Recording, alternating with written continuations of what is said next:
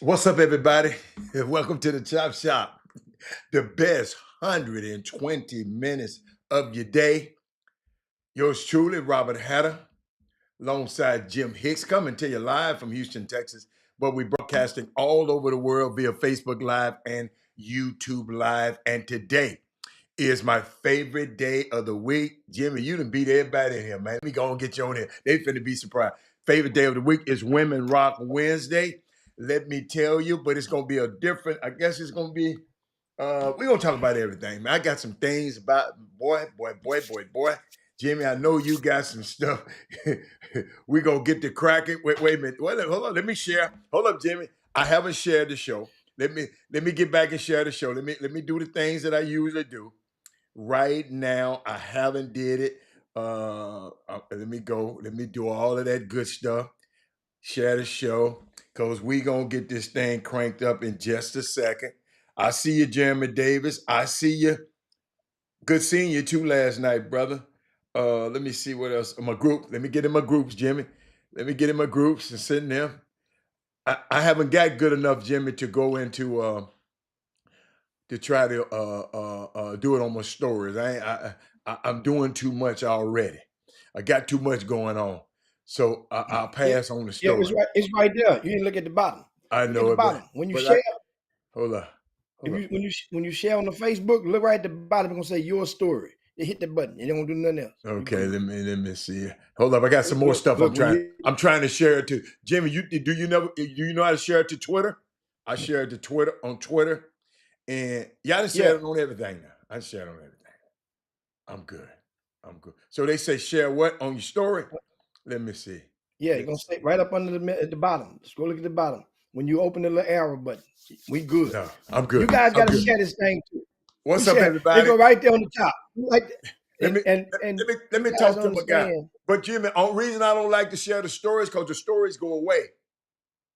Stories don't stay Yeah, I with me. mean, They go away. yeah, do it. You do it once here, and we'll do it Yeah, again the next top of the hour. And yeah. that's why you got to do it No, twice I'm on the talking about story. That way everything's good there. after 24 hours, the story go away. That's what I mean. Yeah, they wipe Yeah. away, but But that's okay. let me shout out to my guy. Wait a minute. No, guys, I can't shout out to you until a woman get on the air. I see y'all until a woman get on the feed. I cannot say nothing to you guys, but I see you there, but I can't say nothing to you. But Jimmy, what you got going on, man? Have everybody got everything in for the high school playoffs? Is all the votes has been counted, and they done flipped and flopped and all that. Doug tweeted something this morning. He said something about the most bang for your buck at Del Mar. There two games for Del Mar. I said the most bang for my buck. I'm going out there to the Campbell Center. That's where I'm gonna get my buck. I would be disappointed if I was sitting in Del Mar and wasn't at Shadow Creek. So that's just me though. That's just me. I ain't talking about nobody else. That's just me. But I like the way he did that. Oh, Sonya, hey, the first lady's in the house. Sonya Billingsley in here. Sonya, you know what? Jimmy, we ain't gonna get cranked up. We gotta get another woman in here, man. This Women Rock win. Jimmy, you remember the radio told her? You remember the radio tried to tell us, man, y'all need to quit doing Women Rock win. That's y'all lowest rated show. Y'all need to, yeah, and what, Amazing 102. They said, man, that's y'all. I said, no, it ain't gonna happen. I said, we'll leave y'all first before we leave Women Rock Wednesday. And guess what happened? They gone like a turkey through the cone. But what's up, baby? We can start something. We can get them something mid. Coach Sonya here, so we good. Sonya makes up for 10 women anyway, so I'm good. Let's go. She makes up for 10 women anyway. Yeah, man. High school playoffs, of course. Actually, the first round has been completed in the state of Texas, and as always, there's a reason why they call upsets. And this is the thing about it: certain teams, every single year, there's going to be somebody that was probably favored that's going to fall short of reaching their goal. Um, and we'll go through some of that as Okay. you guys fill on in and go and pick out, and it's not in the effort to compound on somebody's agony, but it's news if you're a big fish and you don't swim. So it Yeah. becomes news. So So, and it's more so to applaud maybe the opponent that were able to pull off uh, the David versus Goliath, so to speak, type of victory. So first and foremost, the one game that sticks out across the state of Texas, Hada, What? was up north, and let's go to region class 6A, region 2. And we have the brackets are on rcssports.com. You guys can go there. You can print your copy. You can that way you can follow along. We got the results, and as we get some of the pairings, there will be posted. All some of them have on those respective brackets. But Lancaster goes down in the first round. Not wait a minute, not Lancaster. Lancaster, the defending state champion. And they in what division? 6 region what 2? 2. They lost to Colleen Shoemaker and 66-65. And that is the one game that's the first bracket buster that we've seen Wow. in the state of Texas. I mean, that's not the only one. We're going to spread the wealth. And there's that when we're going to come up, do we have 3 of them? I know that's one. And Shoemaker now advances. Guess what? I know I've seen Lancaster play about 3 times this season, at least 3 times. Oh, they lost by 1. They lost by 1. Okay. Yeah, But them it's a the lot. ones that hurt the most. Them the ones that hurt the most. Yeah. Them the ones that hurt the most. I Last don't night want to we get saw blowed out, Jim. we saw I a don't want to team get blowed lose. out, Jim. We saw a team lose at the buzzer, and them the ones that hurt the most. Because you think about is you remember that one last possession, and you try to relive it. You get beat by 30. It's how many possessions it is. No, It's a whole bunch of things that you can no, blame. but I say if you get back to 30, I think that's lack of effort. That's worse. I'm looking at my teammates like y'all didn't come to ball. So that's worse to me. I mean, that's just the way I feel about it. It's worse to me. But keep going. Hey, it's like that college game last night. Kansas got beat by 1,000, and the press of the head coach said, "You know what? We need to just take some time away from each other. I don't even want to." Did you see that? He said we need to take. We need to split up. We need to split Jimmy, let me tell you something. You picked them. I don't have no sympathy for Coach Jimmy, Kansas was number 1 in the country, Jimmy. Now they might be an 8 seed. No, they're going to be out of the top 25 come Monday. Yes. How about that? They're going to wait, Jimmy, I got a question. Is anybody saying that he can't coach?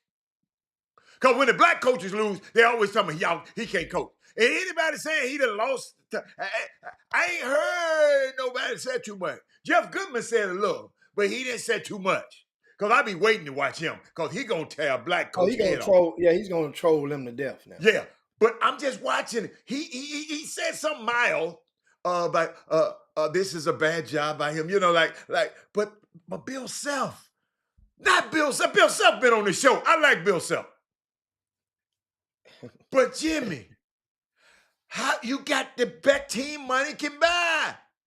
But Jimmy, every time this transfer portal give it, and this transfer portal take it away. Sometimes you can pay all this money for these guys, like Javon Quinley. No, I shouldn't be saying that. You can pay all this money on these guys, and Jimmy, they lay down on you. Boy, but that's a good one. That's a good one. Man, it's. And Jimmy, whatever happened to the big sad? You know how we used to call the big guy in Memphis when we saw a dude can play. A big dude can play. We call him Big Sad. Big Sad. That's what I call. What his name? Hit. What's the big boy play for them? Hunter something. I call he Big Sad right now. He Big Sad. But that's your guard you talking about. Oh, you talking Hunter Dickinson? Oh, you talking Hunter about Dixon? Hunter Dixon. Yeah. I ain't talking to Juwan Harris. Yeah, Jimmy. I used to like him, Jimmy. Jimmy, he stayed in college too long. Jimmy. Hey, we had one back in the days when I was coach. I only coached summer ball for two summers, and that was back at the 2000 and 2001. And they had a kid that played on the 17U team alongside he was 16. He was up under Lawrence Roberts, and and they nicknamed for him, like you said, you call him Big Sad. Big Sad. One of the parents, he was an alpha male, right? So, and this kid here was about 6'9", 6'10". He'd never had much parent support in the gyms with him, so he was on his own. Nobody defended himself, but he was a little bit on the south side, SOFT side, not So, not north side. And so his nickname, his dad had gave it to him, and he continued to call it until one day the kid just said, "Don't call me that no more." He said, "Well, damn it." He said, "Damn it, don't play like." He called him Big Cake. okay, Big Cake. He called him Big Cake. Big Cupcake. It was short No, for he Big just Cupcake. said Big Cake. It No. wasn't. He called him Big Cake. Big Cake. Big Cake. Good game. And then finally one day he just said, "Man," he said, and so he got mad and he went out the next game, and all of a sudden he played like a man possessed, and it was like, wait a minute. So he had it in him all the time. Yeah. Big Cake. Okay. We said, go ahead. And then after the game, he said, "Go ahead on in, Big Cake." Okay, I Big see you. Big Cake. That kid name was Sam Bird from A-Leaf Hastings High School. Jimmy, we used to call him Big Sad. Big Sad. Yeah, man. Big Sad, you lay up under there. I'm gonna dunk on you, Big Sad. But we used to call him, man. I shouldn't have did that. That was horrible. So but what else we got? That ain't the only upset. Well, give me another upset. Lancaster. Wait a minute. Let me make sure Paul McGrander all right. Keep on talking. Yeah. Let me just. I'm finna text. Hold on. He ain't been all right for a couple of days. You know why? Why? DeSoto didn't even make the playoffs. Yeah. DeSoto didn't even make the playoffs. That's the team he let? You remember DeSoto came down here and beat the stuffings out of Atascocita during the Hoopsgiving Classic the day before Thanksgiving? DeSoto came down here and whooped on Atascocita, and everybody was like, okay. And then DeSoto goes home and proceeds to not make the playoffs. So that ain't no upset. They didn't even play last night. They're null and void from this convo. Now, speaking of DeSoto, somebody, yes, please buzz Paul Miranda. I just texted to come to the front of the congregation because DeSoto girls was in action last night, Adam. Remember DeSoto girls came down here in the season opener? I mean, in the girls kickoff classic at Delmar Fieldhouse. They beat up on, I think it was Bel Air. Beat Bel Air like they stole something. But they had to meet up with Cy Springs girls in the regional semifinals last night. And Cy Springs beat DeSoto by 50. They put a 50-piece on DeSoto girls last night. You had to really have something on your mind to beat a team like that by 50 in the playoffs. That means 50. Wait a minute. DeSoto girls got beat by 50-piece? Cy Springs put it on them. Later, McDowell, the girl who signed with South Carolina. McDowell, that's the girl I want to see. I'm going to tell you what they did. Y'all, I'm going to show you what they did. Y'all hold tight. He didn't put out a can of whoopers on him. Where that can? No, man. They opened up a fresh can. Jimmy. A fresh can of whoopers. Jimmy, I got a new team in Dallas. Jimmy, I learned how to pronounce their name last night. Waxahachie. That's my new team in Dallas. Okay, Waxahachie won last night. They in the district with Duncanville. Yeah, they knocked DeSoto out. Oh, they bumped them out of the playoff district. Yeah, out of the playoff. Yeah. Yep. So speaking of Waxahachie, they beat Copper's Cove last night, 64-49. They will now face Rockwall in the second round. And that quad of their bracket at 6A Region 2 Division 1.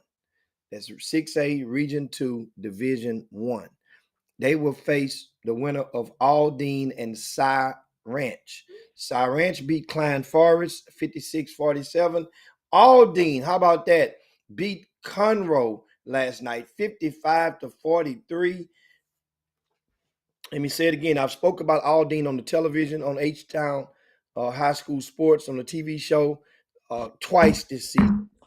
And it is totally remarkable.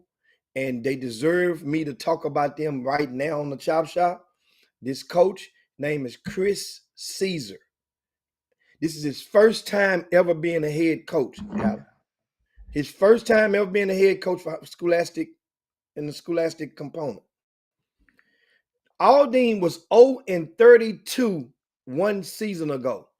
He just got the job. This is his first year on the gig. They were 0-32 The year before. last season. Didn't win a game. What's the name of the school? Aldine. Oh, just playing on Aldine. Aldine. Okay, with the blue, light blue uniform? Yes. Okay. Yes. Right on the corner of I-45 and West Road. Yeah, no. Yeah. It's the intersection. You can pass by it going to and from in or out of Houston. Mm-hmm. You pass by Aldine High School. This is remarkable. This team has so is this coach doing a good time, great job, or he just got some players now? Well, he's doing a great job what he had to work with, because some of those same players were still there last year. Some may have opted not to even play. They probably just want to play football. These guys are playing now and they won a playoff game. And they beat who? They won a playoff. What's the team they beat? They beat Conroe. They beat Conroe now. Conroe isn't bad because Conroe has a first-year coach, but he's not a rookie coach. This is a rookie coach. Conroe has a newcomer coach, Taji Rito, who was at Nimitz last year, and he went over to Conroe and took over there. Conroe, I mean, this is a big win for Aldine. They're the only team from the district still standing. Nobody picked Aldine to make the playoffs. They're the only team from within, not just saying Aldine ISD, they're the only team from within their district. They're the four teams that made it to the playoffs. Mm-hmm. Westfield got knocked off, right? Spring got knocked off. Nimitz got knocked off last night, and Aldine is still standing. I tip my brim to Coach Caesar and these Aldine Mustangs, man, from what they're doing. And guess what? They could beat Cy Ranch. They could beat Cy Ranch. Cy Ranch is limping. Who did Cy Ranch beat? Cy Ranch beat Klein Forest, you know. Why you say they limped? Somebody hurt? One of their main guys was hurt. I don't know if he's back. One of you guys can let me know. Their main player. I got me a new nephew, Jim. Jim, I got me a little new player I like now. Oh, really? Yeah. Oh, really?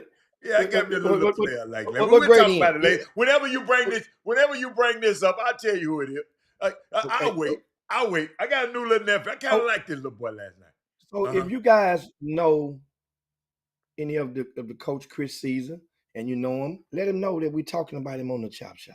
Let him know he's getting some love right now, because Lord, we know damn well that we was talking bad about him. Or if you felt we was talking bad about him, then you sure would be texting. Maybe they do that. Y'all pros at that. They talking your boy. No, that's how they do it. Your partner talking about you on that show. Yeah. But I ain't none of partner. So he be talking about me. That's what they do. And so, hey man, shout out to them, man. That's a big win. Now back in regard to another team that I figure was an upset. Okay. San Antonio Wagner goes down. Now who is that? San Antonio Wagner. They've always come to Houston for the last 6 years and played in different events. They went to state a couple of times in the last 6 years. They're a perennial power in the San Antonio area. Okay. And they get knocked off in the first round, which is, I guess, heart grabbing for that program. But like I said, I mean, this, you got to realize the playoffs now, guys, in basketball, it's a different taste in everybody's mouth, because just, certain teams have no way of matching up with each other, no matter how good they're making a run in the postseason, because of these different Division I, Division II mess. And, my thing is, I really wouldn't have much of a problem with the Division I, Division II. But when you get to the 5A and the 6A, let them be a state tournament. That way they get an extra game.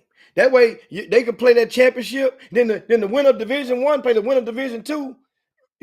On that Saturday night, and that way now we can get a true champion in the Jimmy, 5A Jimmy, and them 6A people bracket. don't care nothing about that. It works in football. So they said, but I was reading the article. They say it's 128 teams, and they had to go through all of that stuff and do all of them regional tournaments and the second day, 2 days here, 2 days here. They said, forget that. Let's just have 264s in each division.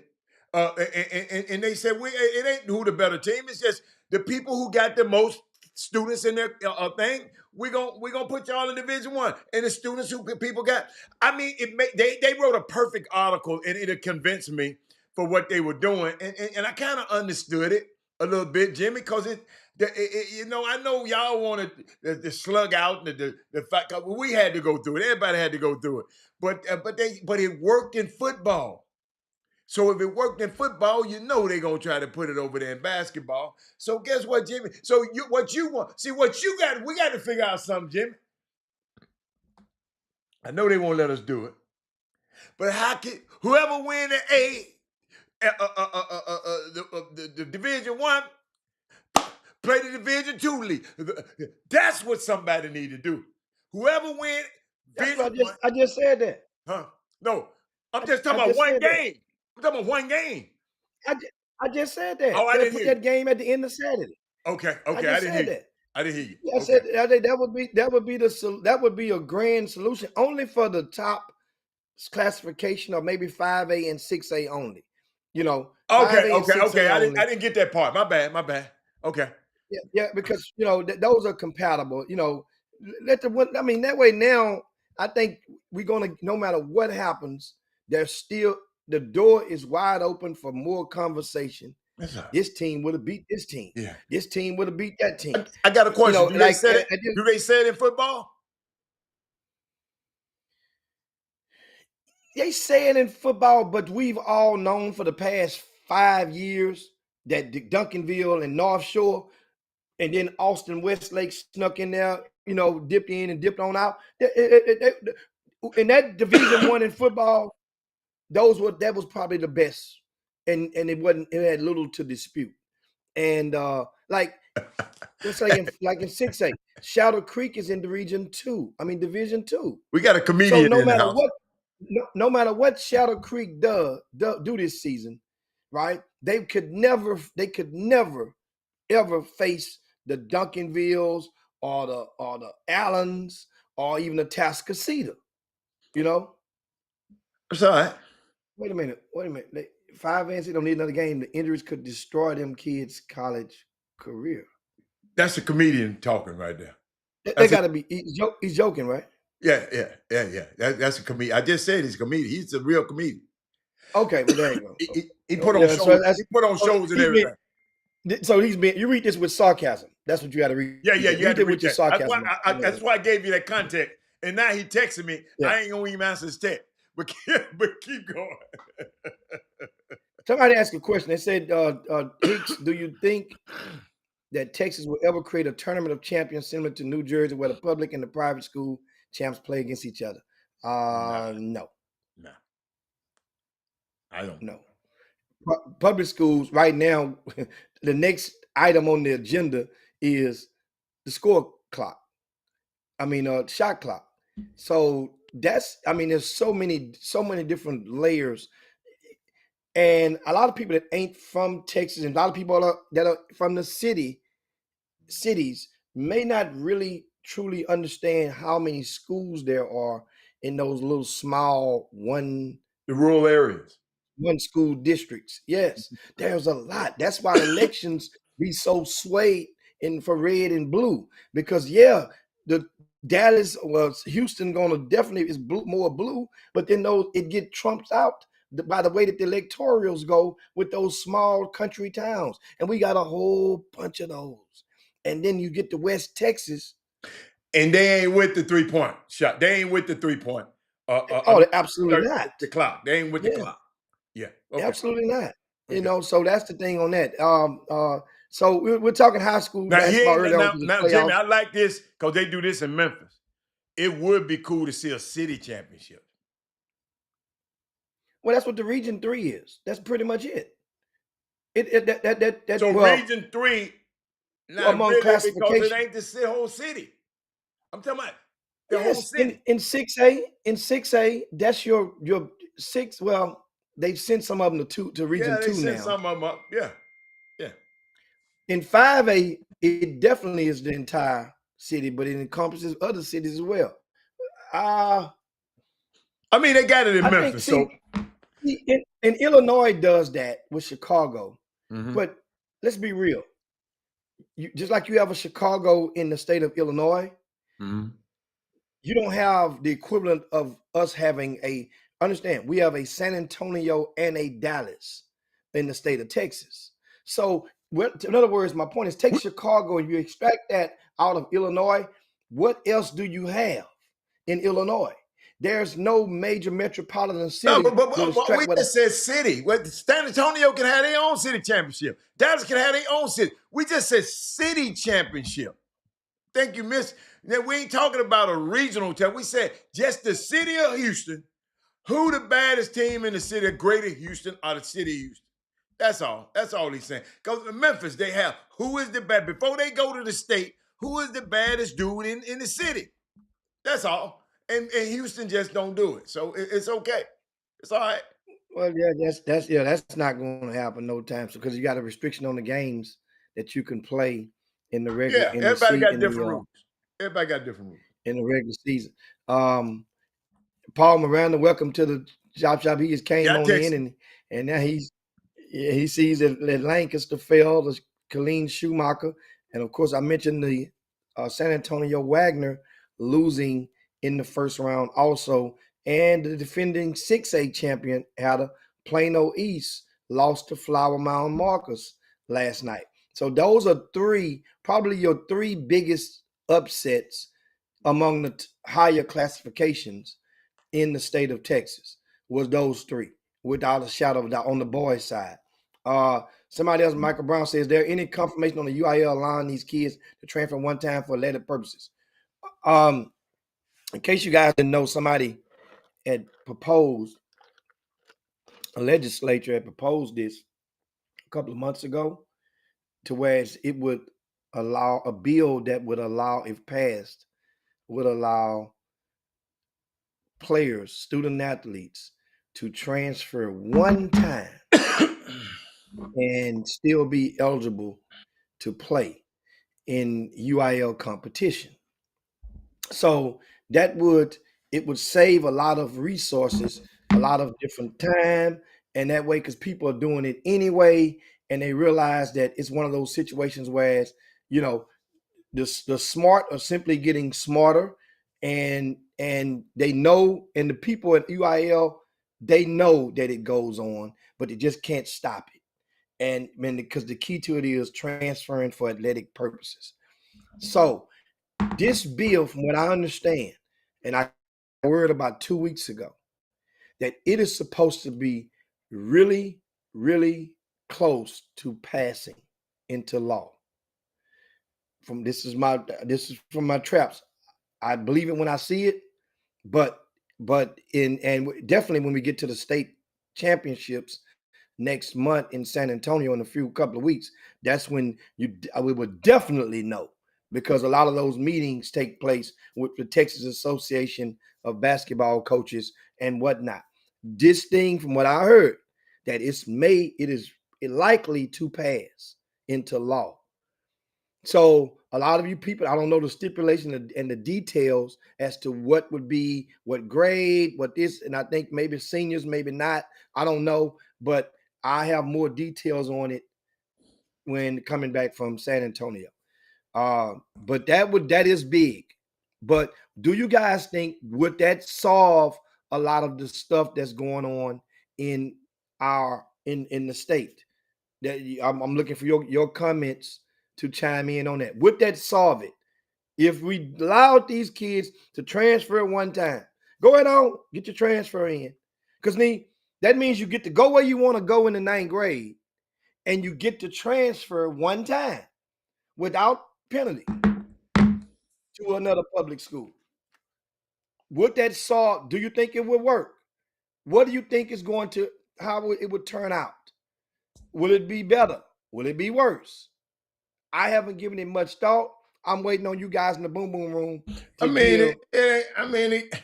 people transferring anyway, so it gives them a chance. They transferring anyway. They give them one a one get out of jail free card. That's all it is. You get one, that's all. Ain't but one in the deck. Oh no, it's one in community chess and one in chance. Okay, you get two in the deck, but they don't have but one in the deck. That's all. So what else we got? High school. What else? Well, we're talking in high school, and now we at Region 3, All Class right, let me go to region. 6A. I'm sorry, 6A classification, Region 3, Division 1. Hold on. Last night, of course, in the first round, Lamar shocked Cy Creek. That's probably one of the on the local level, Hatter. That's probably one of the biggest shockers in Greater Houston. Cy Creek going down to Lamar. Who's at Sack Creek? Kabari Lewis, and he's a Division I prospect. He's it's right there. Kind of, is he committed yet? No, he hadn't. He's kind of he's on that level, like one of those of the top. He's the one amongst the top shelf unsigned seniors in this area. You top shelf, like you guys you guys consume or been in bars, top shelf. That's different. It's different than the stuff in they down in the bottom. They call it the whales. Top shelf. It's a big difference. So Kabari was not Doug able. said no, he's not. He's not committed yet. So that's no. That's what I'm saying. He's like top shelf, like Mike Collins, top shelf. What's left in the city. He that good? Well, it don't have to be that good. He on that shelf. You see what I'm saying? You ain't got to be that good. Some stuff on that top shelf is a whole lot better than other stuff. But you still on top shelf. How tall is? Kabari is about what, 6'2"? Okay. So he let Lamar send him home. So the guard at Lamar is not on the top shelf, and he sent him home. You know what though, Lamar? No, but who is the guard at Lamar then? Give me the guard. Give me his matchup. Since we mentioned it. No, but Lamar's a collective effort, but I haven't seen Lamar. No, but I'm talking about the guard. I'm talking about so he played against some intramural guards. Oh yeah, for the most part, yes. But Lamar beat. I can't use them beating Bel Air because Bel Air didn't have their arsenal when them kids got suspended. but Lamar beat Heights this year. They split, I think. So Lamar isn't. I understand, but Side Creek won their district. They were first place in their district. You only got run up, first and second. But it's still somebody. Sometimes in some of these cases, a team may have came in fourth place and still playing against. He had 32. Okay, he got his money. He had 35. He got his money. I'm good. Well, he got paid. He got paid. That's the thing we talk. He treated them intramural guards like he should have. Yes, but he didn't get the win. Yeah, but I mean that's going to happen. But you're going to get paid. And you know what? Though, I'm seeing a lot of young men, and it's the pattern. I hope you guys are paying attention. A lot of these guys that's gotten beaten the first round, that had stars or prospects. A lot of these guys are getting paid on their way out the door. Meaning that they going home. Yeah. They're going to get a box of mouth ball. Yeah. But you can't lead a game and say, who the hell was he? He signed with this school or he's ranked this high. These guys are showing up. And remember, that's part of the thing that was a problem. A lot of you guys would not show up when it mattered most. And it's going to happen. You mentioned the little ninth grader the other day. He showed up. They got eliminated by Summer Creek. He scored 28 points. What the hell does you want a ninth grader to do that ain't 6 foot tall? I was thinking about last night as I was driving home after I went to this game last night. I was thinking about. I'm serious. I went back in a time capsule. I didn't know much about high school basketball when my son was playing, especially the brackets and where they go.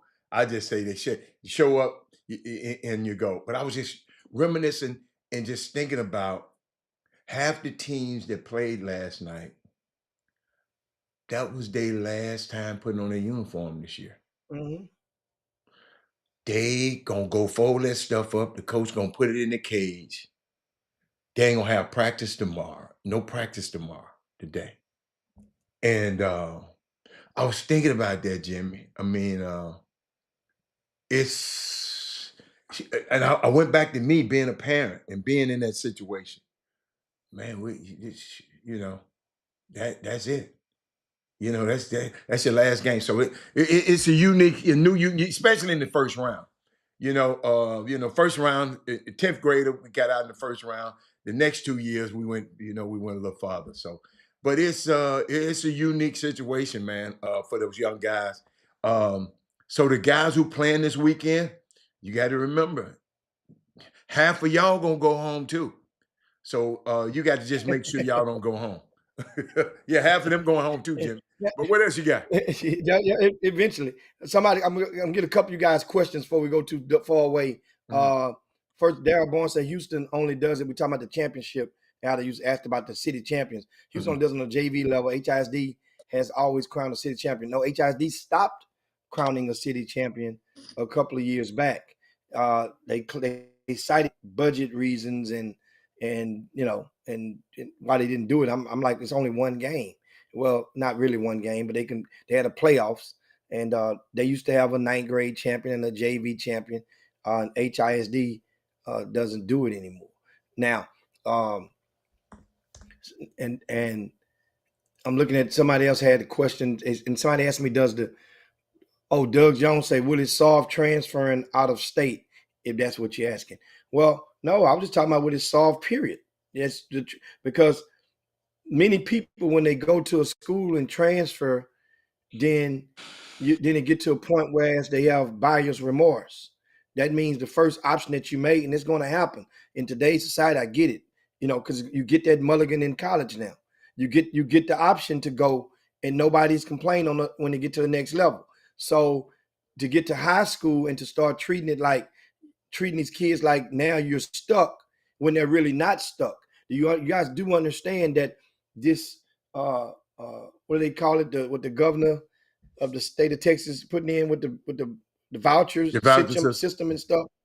That stuff is going to be a reality in 2026 or so. It's getting closer every day. So when that goes, if and when that goes through and gets passed, guess what? That's a whole nother element that goes into it. So now, you know, but that's a whole nother topic. But back to this, Doug, do you think it's going to solve better or make it better if they get a mulligan to be able to transfer one time? Here's the thing, and I'll share my thoughts in a second. Well, I'll tell you right now. What it's going to do is going to help the rich to get richer. And be careful what you ask for. Because let's say, for example, now, like a Duncanville High School, whom you guys who had to go through a lot of turbulence, right? They can go and wait till everybody go to their school. And then now the recruiting will start at TABC event in June. That's going to turn into a flea market for recruiting for other high schools. You're gonna see high schools roll through there with they gonna beef up they shooting shirts and their attire. They're gonna come through there with a sneaker item down, logo up. That stuff matters to some of these kids. Believe it or not, it does. And they're gonna be bling blinging, and then you're winning. You're playing on the main court versus you playing in court. That stuff will matter. And so that means now these parents are going to be watching when they go to TABC. Parents are going to be watching how the coaches, how the teams are interacting, how they're moving around, and they're going to say, "Ooh, I like this." Okay, coach there, that's nice. Oh, that's cool right there. I like it. I like how he playing these guys. So be careful what you wish for. I think it's going to be just like the transfer portal, which that's what it would be. That means some people, it's going to be a zero-sum game. That means for every winner, there's going to be a loser. And for every loser, there's going to be a winner in these transfer sweepstakes. And eventually there's gonna be one school, Heather.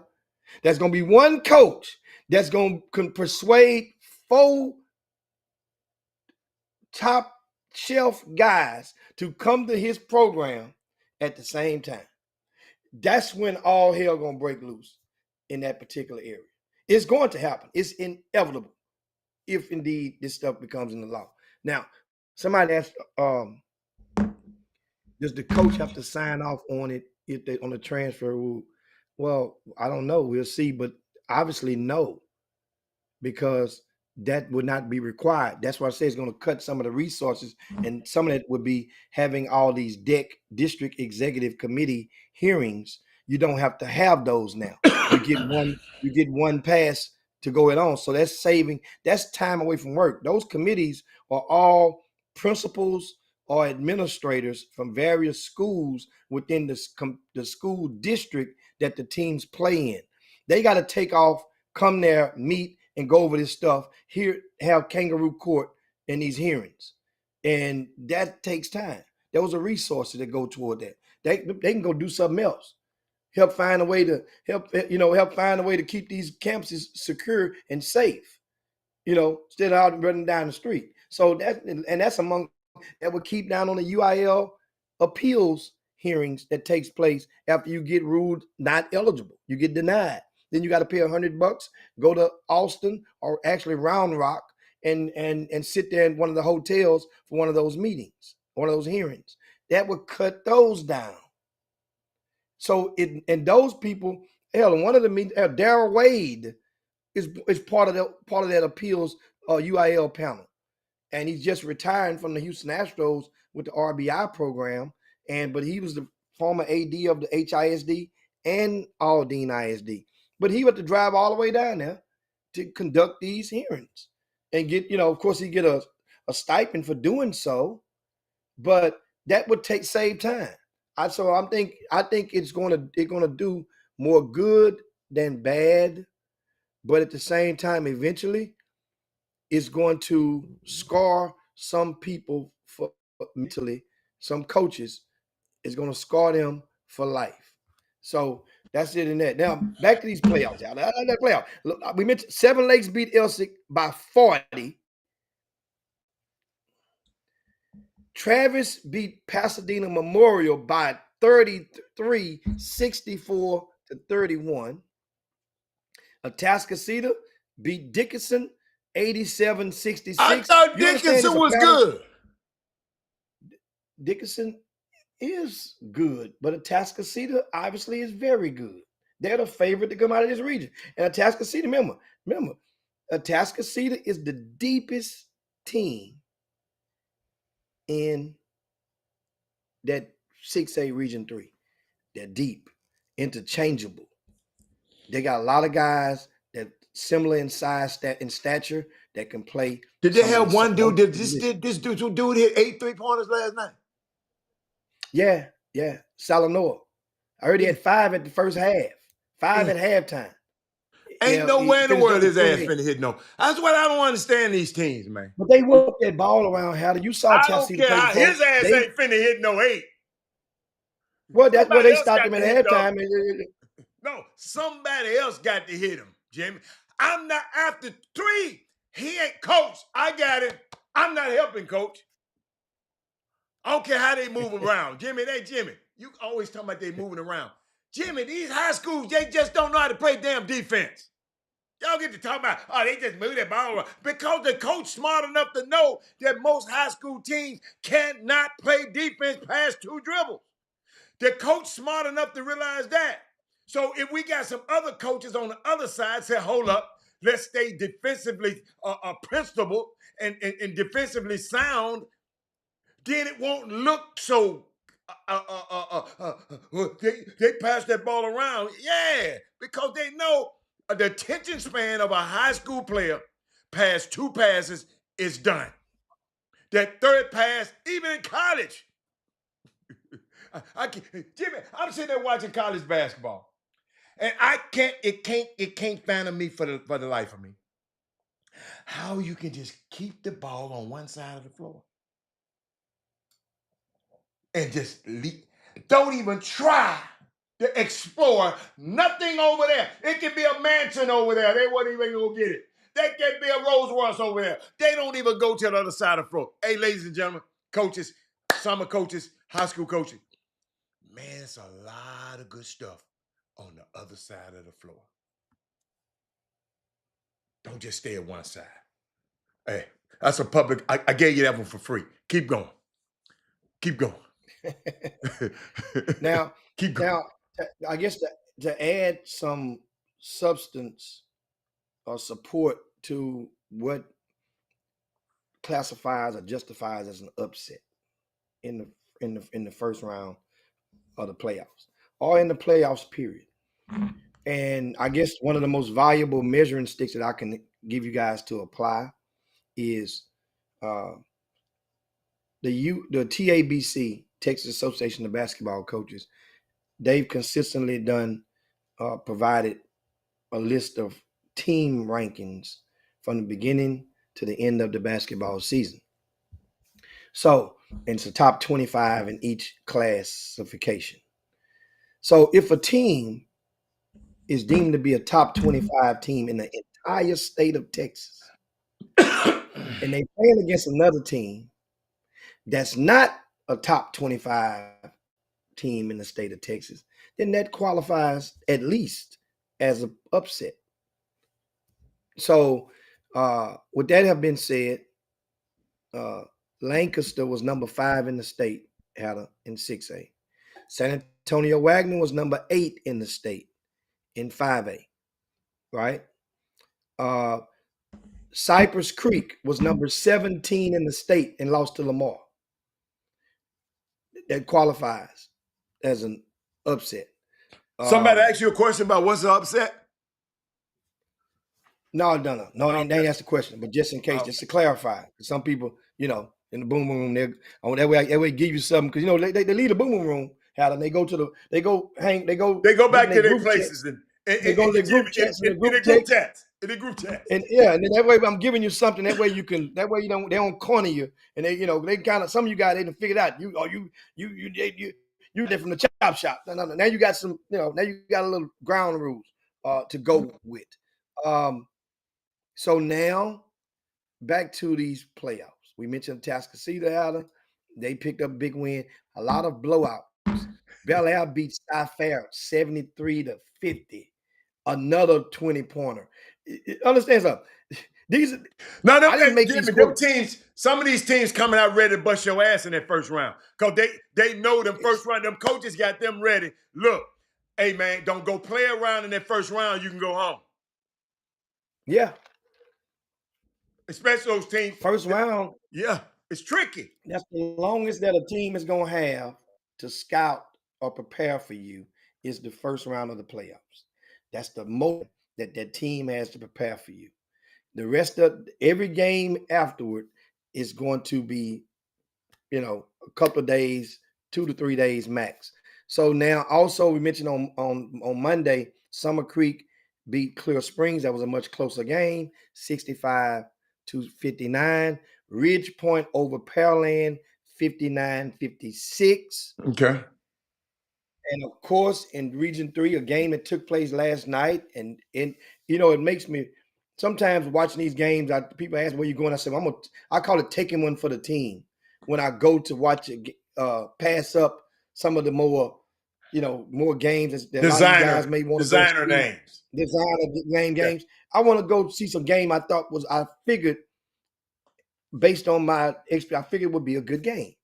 But I knew it wasn't gonna be no game where both teams scored 100 points, 90 points. I knew that going in. So those types of games, if they're not good, it can damn near put me to sleep. It's raining outside, it's wet. I got to drive back home. I'll be tired, man. So I wanted a good game, and that indeed is what everyone got who turned up to Straight Jesuit High School last night. Straight Jesuit hosted Cinco Ranch. And first quarter was had me kind of worried.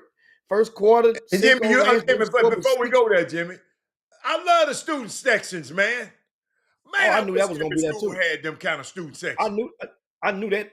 That's hey, when I assigned the TV cameras yesterday to what games they go out for the for H-Town High School Sports television show, and I talked to Todd and I say, well, he said, you gonna say that's where I'm going. He say, I say, he's asked me what? He's asked me like he wanted to know my why. Why that game over all? I said, well, Todd, one thing about it, straight Jesuit, they student section gonna show up, and Cinco Ranch, Seven Yes. Lakes, and Katy, Georgia, those teams, Side Spring, certain schools have historically it's almost like a privilege for those kids to be part of the roots section, and many of those are football players. They're football players, yes. That's supporting their homeboys that's playing basketball, which is cool. That's Jim, how it's supposed to be. Cinco Ranch had a fraction of the number in their section, and they was just as loud as as the big section at Straight Jesuit.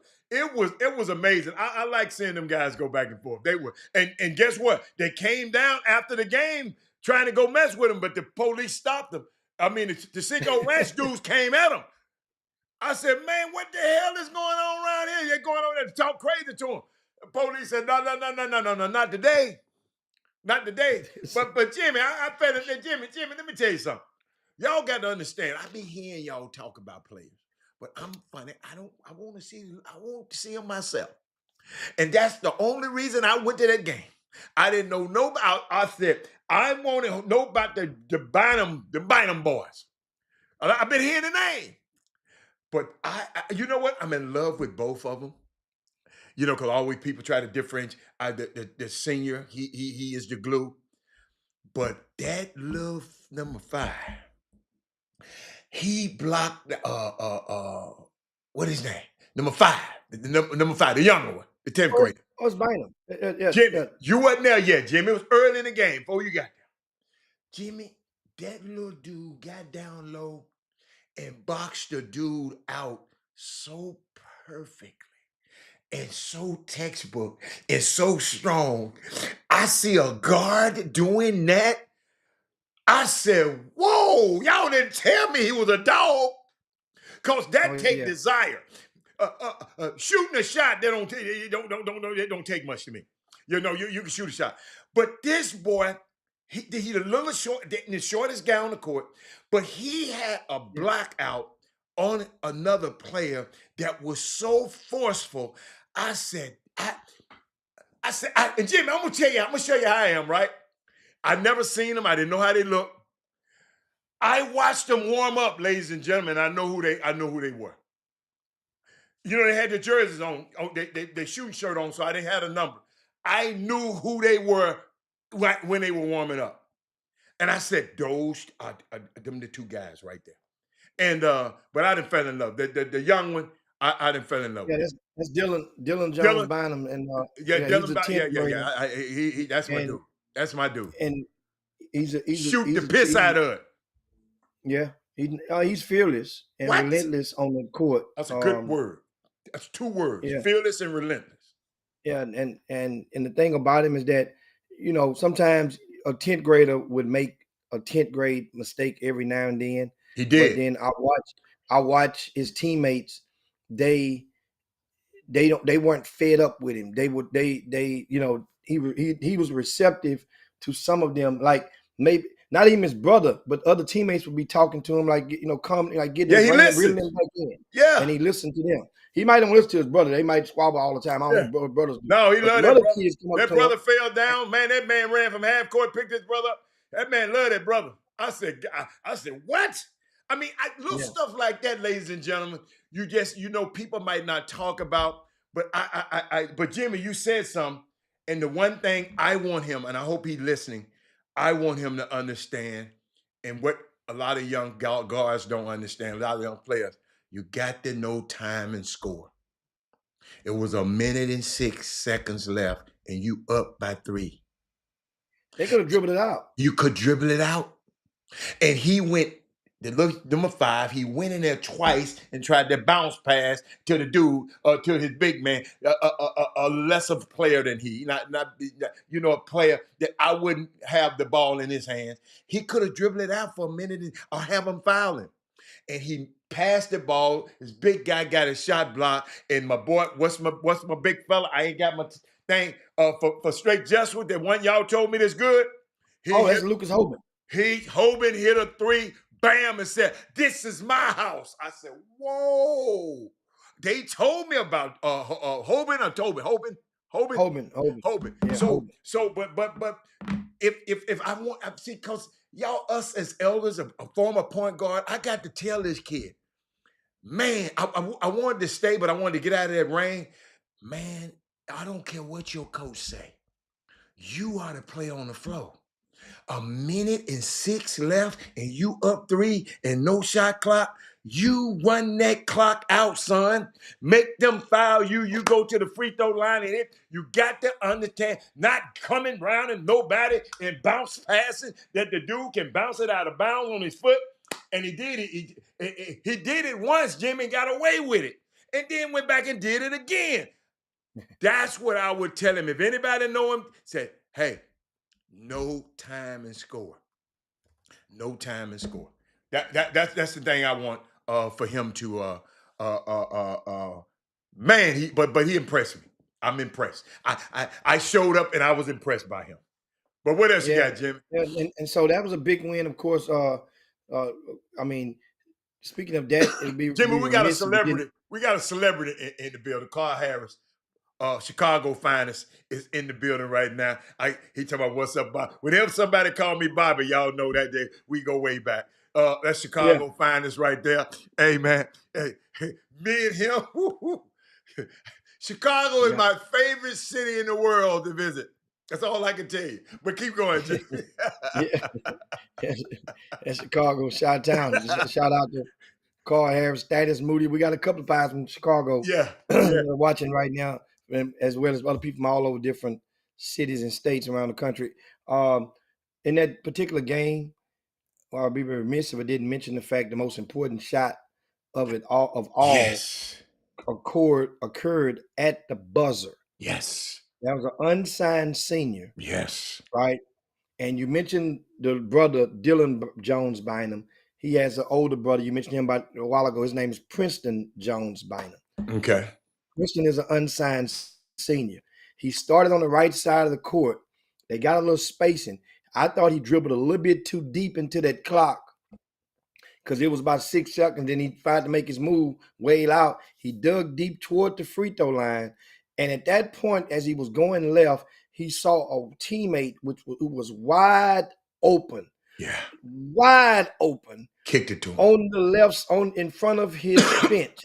And that kid name is Isaiah Norman. Yes. Isaiah Norman had not hit a single field goal the entire game. So that might have been a reason he probably was open. He shot a couple of bricks. He shot a couple of bricks. Yeah. Alcohol Yeah. But keep going. Yeah. And he shot that ball, and I looked at it and I said, uh-oh.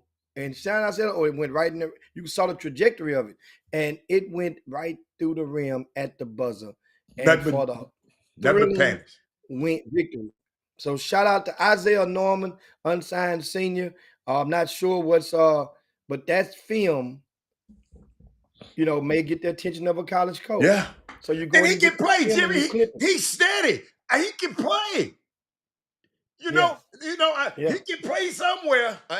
Y'all ain't. When I say y'all, when we say somewhere, we ain't talking about Duke now, because I know some of y'all be writing. Mike Krzyzewski. I remember his dad and wrote Mike Krzyzewski said, "Man, you sleeping on my son down here." Oh man. Oh yeah, I told you about that. I told you about that one time. Yeah. But that was good, Jimmy. I enjoyed it. I'm glad I put my eyes on that little young fella myself. I'm just excited. I can't wait to see him play again.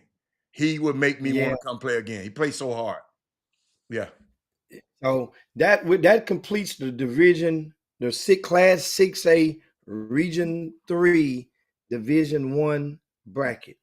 Now we got the Class 6A Region 3 Division 2 bracket. Can I give you talking about yesterday? Can I insert something before you go in here? I just want to insert something about TSU basketball this week. Call out all alumni, basketball alumni, all the former basketball players. the alumni game this weekend against Mississippi Valley on Saturday is going to be the alumni game. All former players get one complimentary admission. You can email kevin.allen@tsu.edu to secure your admission. The women game started at 3 and the men game started at 5.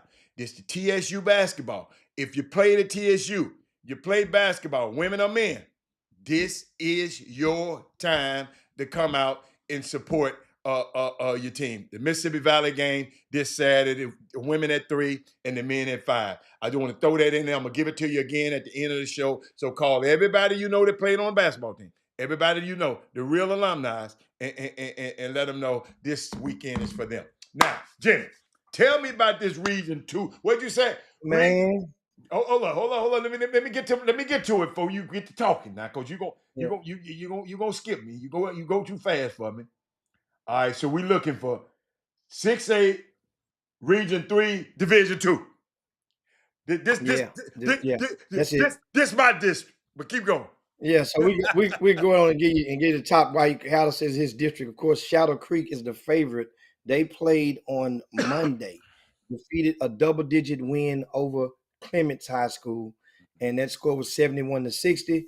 That particular game, Mike Collins, I mean, their big three, their big four, all showed up and showed out. And I met with the Clements coach after the game, and and he was like, man, it was not much they could do. Every time they try to make adjustments on one, the next one would go short. And it was like, and they had nothing to match the aggressiveness of Michael Collins. And sometimes he's a different. They knew they didn't have the talent, nothing to match the skill set of Bryce Jackson and the length of him. Right, tag the school. You know that the coaches won't run these accounts. Yeah, put that back up there. I'm sure Doug say. Hey, Jim, we gotta let Doug call in now. You gotta let Doug call in. Yeah. We gonna get Doug. Get Doug Let's on the get phone. Doug. Let's get Doug to popping. And because I want you to finish the Shadow Creek stuff now. I want you. Now go tell me about Creek this will play Kingwood. Uh-huh. Shadow Creek will play Kingwood. Kingwood knocked off Clear Falls 46-41 last night. And as they should. I've seen Kingwood play last week. Kingwood, and let me tell you something about one of them type of teams, Adam. Me personally, in case you guys don't know, really, I root for a lot of the teams that play in my events. Okay. In case you didn't know that secret, give you a little secret about it. And I think it's human nature.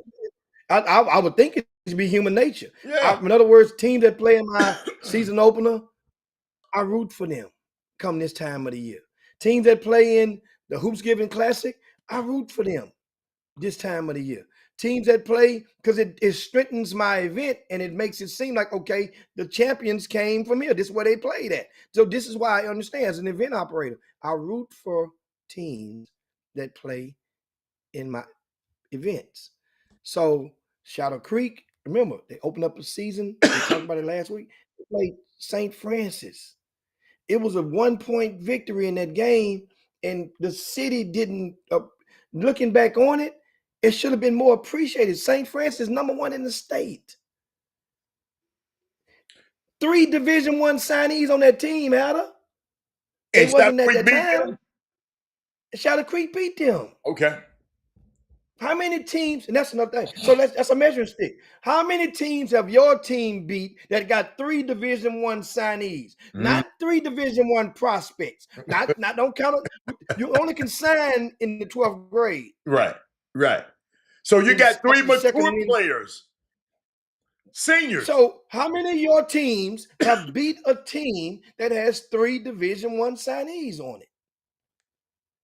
That's something that give you something. I'm giving you guys something to take back to your group text when you get to bargain, and now you can win with that. They're gonna hush up there. They're gonna put the crickets and all that right there up under that. So now, you got Doug on the phone yet? No, I'm waiting on him. Oh, waiting on Doug. Get Doug the number, the hotline, so he can call on in, Doug. Oh, okay, Doug. He done sent you the hotline number, man. I sent it to him before. He should have it in the thing. Here we go. Here we go. Yeah, Doug, we're gonna get you up on it so Doug can get y'all can hear it. Sometimes it's good to hear the Yeah, music because he from a didn't want to different put set this of tweet speakers. up here. I know you go, hey, let him talk about it. Then you just say, okay, yeah. And give us what I want to hear what you got to say about this comment too. You see, I still got it on the screen. Hey, parents, when you're tweeting, you're tagging these schools. I hope you do know that the coaches do not run these accounts. So when you tweet U of H, don't expect Kevin Sampson to reply, I see it. I'm just letting you know. He said, that's a good nugget. Coach, this man wrote a letter. No, he didn't, Coach. He wrote a real letter to Mike Krzyzewski, man. No, he didn't, man. I'll tell you when we get off the show. I ain't gonna call the little boy name out. Hold on. We're gonna get Doug. We got Doug Jones coming right on in here right now. And without further ado, welcome to the Chop Shop. We got Doug Jones. We get him up in there quick. There you go, right there. That's how we roll. Doug, where you at?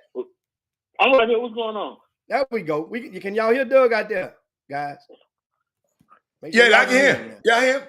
Okay, good. Doug, Carter had a question for you. We got your tweet. What do you got? Got your message on the screen right I got your tweet up here, Doug. What's going on? Mm-hmm. Can you hear me? Man, I just be seeing a lot of parents be tweeting like highlights of their kids, like stats and stuff. And they'll tweet like U of H, Duke, North Carolina. And I just wanted to let it be known, like these coaches don't see that. So, like, they're run by a social media team, not by Coach Sampson, John Shire, not even assistant coaches. So I'm just trying to help them stop wasting their characters and start tweeting, like, the level of the schools that they need to go to. That's all. Oh, okay. Just give it back to the community. Okay, that's good. I like that information. And somebody said, hit dogs holler. It's a lot of, you know, we got hit dogs holler. There's a lot of parents that think they're talking about him. What'd you say? But Jimmy, but a lot of people just don't know. I mean, they might think Coach Sampson, man, is busy coaching his team, mamas and daddies. Y'all don't understand now. Doug, you wait a minute, you were there. Doug, we was at U of H camp. I'm sitting over there minding my business. Mm-hmm. Me and Coach Sampson just talking. We talking about something else. And a mama texts me, I hope you over here. Please tell him about my son. Baby, he watching your son crazy, play, man. Baby. That's the last thing Coach Sampson worried about, man. Like parents, head coaches only gonna talk about a kid that the assistant coach brings them. Coach Sampson not out there going try to find talent. That's the assistant coach's job. And once they vouch for your kid, then they'll bring Coach Sampson to come watch them. Like, man, we gotta do better, man. Gotta stop being so delusional. But they just didn't know. She didn't know. She didn't know. I promise. She wasn't trying. She just said, "Tell him about my son, baby. Your son playing right now. He's seeing. He watching the same game I'm watching."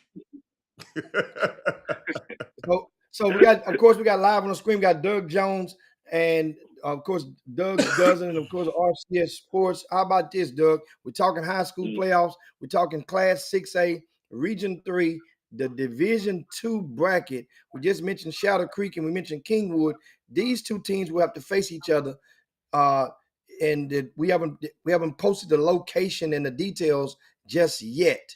Now, who you taking in that game and why? Hold on 1 second. Hold on, Doug. Let's get you. Hold on. Let's get you back on the. Y'all hold tight 1 second. Let's get Doug. There we go, Doug. We got you back on. Now, Shadow Creek's my pick. That's my pick because that's been my pick all season. The deepest backcourt in the state of Texas. And like Kingwood's been playing well, but Shadow Creek a whole different animal. So I'm picking Shadow Creek. Hey, Doug, what how did many I say? points, Doug? How many points? I'm going Shadow Creek -15. Hatter, you gonna take the 15 or you gonna get a 15? Doug, what did I tell y'all, Doug? I said Shadow Creek got more guards than Shawshank. Yeah, man. Hatter, Yeah. you gonna take? I'm You gonna picking take Shadow the Creek 15? all the way, man. What am I doing? I No. don't That know ain't what about I no asked. points. I don't know how many points they Doug were. say he laying 15 points. You against Kingwood. I'm gonna go with Michael Came in Brown. fourth place. Kingwood like to slow the damn ball down a lot, right? Yeah, for the most part, they're not trying to outrun you, outrace you. They're definitely not trying to do that. Okay. They So I'll go with the they- 15 because Michael Brown said plus 25. So, but I'll go with the 15. I'm following Doug. Doug know what he's talking about. I got to study on that. So now next up, No, what you say? George Ranch. What? Hold up. You gonna put the little thing? You supposed to? Unless you just want people to go to the VIP room and show me you Mister. How I got it on it? I got it right on the tail. I just don't spit them out like that. I have an actual system I use when I get these spreads. I got like a little, I Okay. do a little homework. Okay. For some games, I actually do homework and I go and I look back. I go look at what they've scored this year. I look at some of the opponents. I look at what they've gave up, what they've yielded, what's the most in their wins, in their losses. And so I just don't throw. That's why a lot of these games be kind of on the money or near okay in those margins, because I actually go and look. I mean, I don't have no logarithm for it, which probably you could create one of them by getting one of the little nerd that want to do some stuff like that. But it's not that important to me to do so. But so I have mine up that I got to look at the location. I got to think about Okay, all right, okay. I didn't mean to hear. I'm trying to look at a lot of stuff, man. Okay. I look at a lot of stuff, and Okay. and so I give you mine. Well, I just want to hear Doug. Hey, Jimmy, so somebody now, said George go Ranch. Kingwood. Oh, look at me. We got a Kingwood fan up there. I like Was that. that Hatter? I mean, was that Freedman that said that? He's an Ain't no telling what ISD Freeman employee. might say. Freeman, something wrong with him. I'm trying to put her on the screen. Oh, there she is. Oh, her name is Pretty Shiree. Doug, you know Pretty Shiree? How you know that Shiree? I call her Shiree. Man, she got pretty in her name. Doug probably looked up right now. Doug left us, man. Doug gone. Hey, it's Women Rock Wednesday. Shiree can say whatever she wants to. It's Women Rock Wednesday. What else we got? What's the next move? Now, the next one, of course, George Ranch beat Katy last night, 62-59, and Stratford beat Heights, and that was 55-45. Of course, Stratford played in the season opener this past November, and with a big win for them going into the second round, they will face George Ranch. Who you got in that game, Doug? That's Friday, 7 p.m. I got Stratford only because I think they played in a tougher district than George Ranch. So I think they're more battle tested than but you could say that about George Ranch losing to Katy. I mean beating Katy last night. But I just think Stratford, especially the way they came back last night, they were down double digits at halftime and dominated the second half against the Heights. So I'm gonna go with Stratford in that one. Oh, okay. That's a good one right there. Now, of course, next up we got C.E. King beat Clear Lake like they stole something last night. Let me see. 75-49. Oh, that's a different type of can, Hal. That ain't this can right here. That ain't this can. What else you got? Yeah, I got a different can. That's Top Shelf. That's Top Shelf. That's a Top Shelf can right there. That's a Top Shelf can of whoopers, man, right there. The Cinco Ranch 75-49 over Clear Lake. C.E. King, I'm sorry, I said Cinco Ranch. C.E. King, that is 75-49. They will play Bush, who opened up another can. Let me go and show it so people from Bush won't get him because that's the team.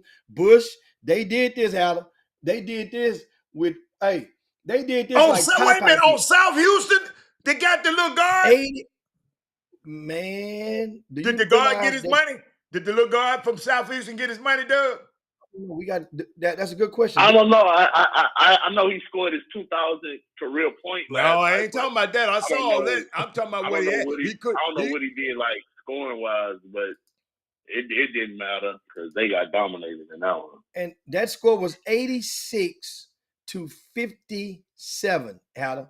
I said it again. 86 to 57. Yeah, that was yeah. And I just updated it in the thing. You refresh your screen out of your way. Yeah, because it wasn't up there. Yeah, it wasn't in there. 86-57. Bush. Oh, yeah, it popped up there. Yeah. Bush defeated South Houston. And I'm gonna tell you, I mean, like I said, that damn near 30 piece. Yeah. Bush is a scary team. So They who are? does Bush have? Who does Bush have next up? Bush will play C.E. King. Doug, what you gonna do with this game? I got C.E. King, but it's gonna be closer than people think because Bush got a really, really good player, Brody Thornton, who's also their quarterback. But don't get it twisted, that dude can really play. He had 27 last night, and Bush, and I don't think a lot of people know, Bush is the only team to beat a fully team Westbrook team. They beat them at the Texas Jamboree. That's the only game Westbrook lost when they had their whole team. So I'm gonna take C.E. King, but it's gonna be close. Man, and C.E. King got to realize now they recently played Atascocita down to the wire one time this season. I mean, and C.E. King is, I think they're grooving and morphing into playoff form at the right when it need to be in playoff form, which is right now. This game right here, I got to roll with C.E. King. C.E. King pays the bills. Man. C.E. King pays the insurance. Hey, Hicks making a domestic decision. man, that's your heart. That's your heart talking. hey, that's insurance. They go, hey, Blue Cross and Blue Shield. No, but you know what though? Y'all gonna go with C. But y'all been talking about C.E. King a little bit this year. Yeah, I haven't heard that many people talk about Bush this year. So let me see. Maybe I'll be the contrarian and I'll go with Bush. Okay.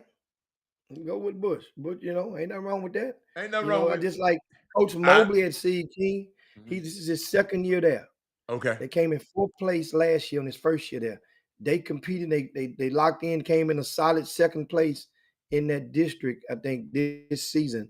And remember now, before he came to C.E. King, he's no stranger to the postseason. It's a whole different type of, not to say or insinuate that any other coach or Coach Brandon or Coach Gay from Bush High School isn't familiar with the postseason, but you're talking about a guy that's won multiple state championships.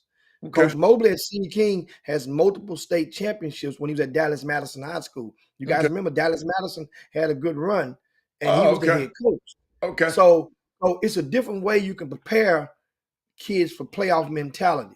And both teams are compatible. They're very freaking compatible. I've seen Bush play a couple of times. I've seen C.E. King play. This is really, really, really a pick 'em. But like you say, Adam, my heart is favoring C.E. King. And I would go with C.E. King, but I want to be. Yes, I want to. I used to like Bush coach when Kelly and Coach Courtney used to coach over there. So I got a little connection with Bush. Just that's all. Yeah. So now, of course, Doug, we got next up in the last of this bracket, we have Katy Jordan defeated Foster 61-53, and Cy Falls needed overtime to beat Westside. Hatters Westside Wolves. Westside, what Westside could have beat them boys. They could have, should have, would have. But they didn't. They got Westside. I didn't think Westside could play. I mean, but it's 44-46. Westside must have took the out of the ball. Oh, Cy Falls could have took the out of the ball. He won. It's overtime. So I mean, I remember when Cambridge. Hey Jimmy, that's our first loss. That was we lost that one. No, that was when we lost in the 2nd round against Cy Falls a long time ago. You remember we had 5 people didn't that 2nd time around the grades, and they couldn't. We had 5 people, 3 starters on the team couldn't play. I'll never forget that. And Cy Falls beat us by 1 or 2. So y'all get your grades, man, right. Don't do them people like that. They said, who the coach at Bush, Jimmy? I got Katie Jordan. I got Katie Jordan in Shadow Creek. We ain't got there. We ain't got there yet, Jimmy. We Well, still talking about Bush. So you saying South Falls don't have a chance? Nah, everybody got a chance once you get in the second round of the playoffs. Who is the Bush coach, Jimmy? Better team. Who is the Bush coach first? Westside, Bradley Gay. Westside, people frowned upon South Falls winning in overtime, but I watched South Falls earlier this year. They scrappy, man. They got a sophomore and a junior. They're gonna be tough next year. But as far as Friday, I got Katie Jordan, and then Katie Jordan's familiar with the Berry Center, so. But somebody said King has that one. Jimmy, we got to stay. We got to worry about Doug. We cool, Doug. But as people comment, they talking about King has the one. That one. What King has that one? Who is Clifton Lyles talking about? I guess they got to be talking about Christian Thomas. Yeah, is he that one? He signed with Lamar. It depends on what you describe as that one. When he signed with somebody, Jimmy, he a Division I product. He had one.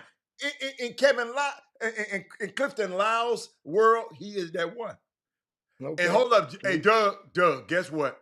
Pretty Shiree, guess what she doing now? She going with C King now, Doug. She got C King. She like them Northside teams. I know who that is. You know who that is. Doug, you must have been that. Doug, get that good DMs, Doug. Get out them good DMs. No. I've been knowing her. That's my little homegirl. She like my little sister, Jackie.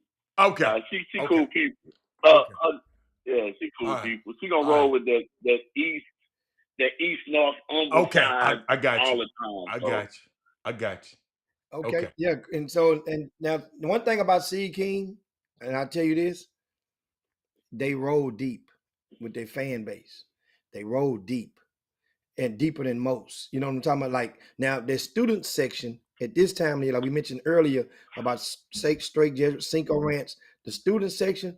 This is that time when, if you're a football player, if you're a track star, volleyball, girls, y'all got the girls. C King females got eliminated the other day in the playoffs by Hightower, but this is the time where you guys can galvanize and at least show up and support those boys. Yeah. This is one of the most important games of Coach Mobley's young tenure at this school. Okay.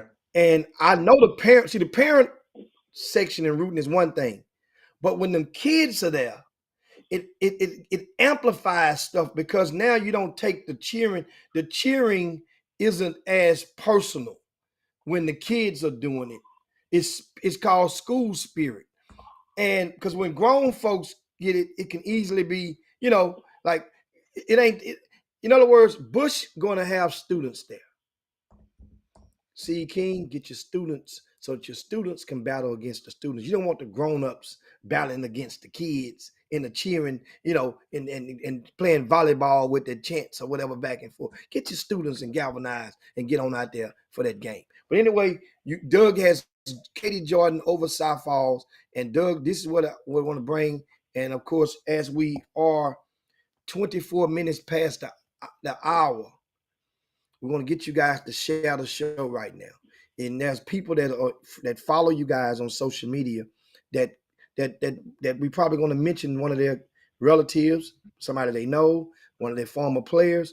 Share your show right now to your social media platforms. Let them know about the Chop Shop. Let them know that we exist and we are making a midday effort to highlight some of your babies and your beloved schools within your respective community. Region class 5A, Doug. I'm reading the comments how to put on the screen. Class 5A, Region 3, Division 1. But let me defend this young man. I can't act like I didn't see what. Okay. Come on, quit. So I don't know the kid. Christian Thomas is from Baltimore. Okay. So the thing is, when he came to Houston with a with a Baltimore type, East Coast type swag. Mm-hmm. He had to learn that it's a different whole demeanor down here. Now that sometimes that transcends over to your work on the court, Okay. meaning that he came in physical, want to squabble everything, want to stir up everything, and so that's part of his game. I don't think. I think that they've decompressed him a little bit to not be as fit because they need him on the court. They need those. You can't get in foul trouble. You can't go and buck and get rugged and get physical and get and mix it up like you want to. And next year in college, he will be able to do all that he want to and then some. No, He but may what be he able to say, get he'd be selling for jump shots too much. yeah, That's yeah. he's selling for jump shots. That's He's selling for jump shot. The body control is something that you have to improve and have to get to a certain point over time. how The tall young is he, man Jimmy? about 6'5", 6'5". Jimmy, 6'5", you're a guard. How the hell you can't control your body at 6'5"? He's a wing. Yeah, he's a wing. But I'm telling you, so he want to run over somebody. That's what I meant. He want to run into you. He want to get that cut. So they might have told him just stop rather than get an offensive charge. Just Trying to shoot. run through somebody. Just shoot. Just stop and pop it right there. Okay, That might be I got better you. than Okay. maybe. But here's the thing. That ain't going to. I don't think that's going to define this game. What defines this game is Christian Thomas being able to go and haul down 11 rebounds. That's the magic number for him. He needs 11 possessions for his team. If he can get that, then they'll be okay. They'll be fine. Because guess what? Bush, Doug, what's the kid name you mentioned, Doug, the quarterback? Brody Thornton. Thornton. How And big they have is he? another kid. How big is What Thornton? happened? Brody Thornton 6'6". What? That's a good Bush got a quarterback right 6'6" there, quarterback? Yeah. Oh, okay. I like that. Keep going. Then they have another kid, what's his name, Lugosi or something like that. His name, Yeah, Laborsi. Laborsi. Yeah, I remember him. I remember him from a couple from summer and everything. So that they are going to be on those boards, and he's about the same size. So Yeah. see King, who's going to be the guys that's going to keep the boards honest, and that's going to be the tell. But region 5A classification, Doug. Region 3. Mm-hmm. Your Beaumont Westbrook Bruins pulled off a 65-56 win over Angleton. Angleton was winning this game in the second half, actually, before Westbrook hit the gear. And Elijah Garrett, 22 points in the win. They will face Huntsville, who beat Pasadena 75-62. Who you taking, Huntsville or Westbrook? I'm taking Westbrook. I'm taking Westbrook, too. What's your spread, Doug? My spread is Westbrook by at least 8. They really don't blow people out. They just win, baby. That's like, you don't have to blow nobody out. I just want to win. Yeah, that's what I'm saying. Jimmy blowout. Yeah, I got Westbrook by 8. Okay. Westbrook 8. Okay. And next up is Spring Woods. How about them? That's another team. I'm not familiar with them. They're located right in Spring Branch, and they beat Victoria East 49-48 to advance to the second round, where they will play Eastview. Eastview is based in Georgetown, Texas, right in the shadows of Austin, Texas. And who you taking in that game? Eastview. I've been following Eastview all year. They got a pretty good team. Spring Woods playing with house money. Moving down to 5A was really beneficial to them. They won district, but I think Eastview just going to have too much for them. Ooh, Terrence Martin said Westbrook in 23. I'm sorry. I didn't mean to interrupt. Somebody put on the feed. Westbrook by 23. Oh, my God. I like him. Man. Now, one thing about, I think we highlighted the Spring Woods team on the television show last week, and one of the things that Todd had told me about him when he went, I knew about 2, but I didn't realize, they had brothers. I didn't realize they had 3 brothers in the starting lineup. And I'm going to ask you guys. Wait. 3 brothers? 3 brothers in the starting lineup. They're not triplets.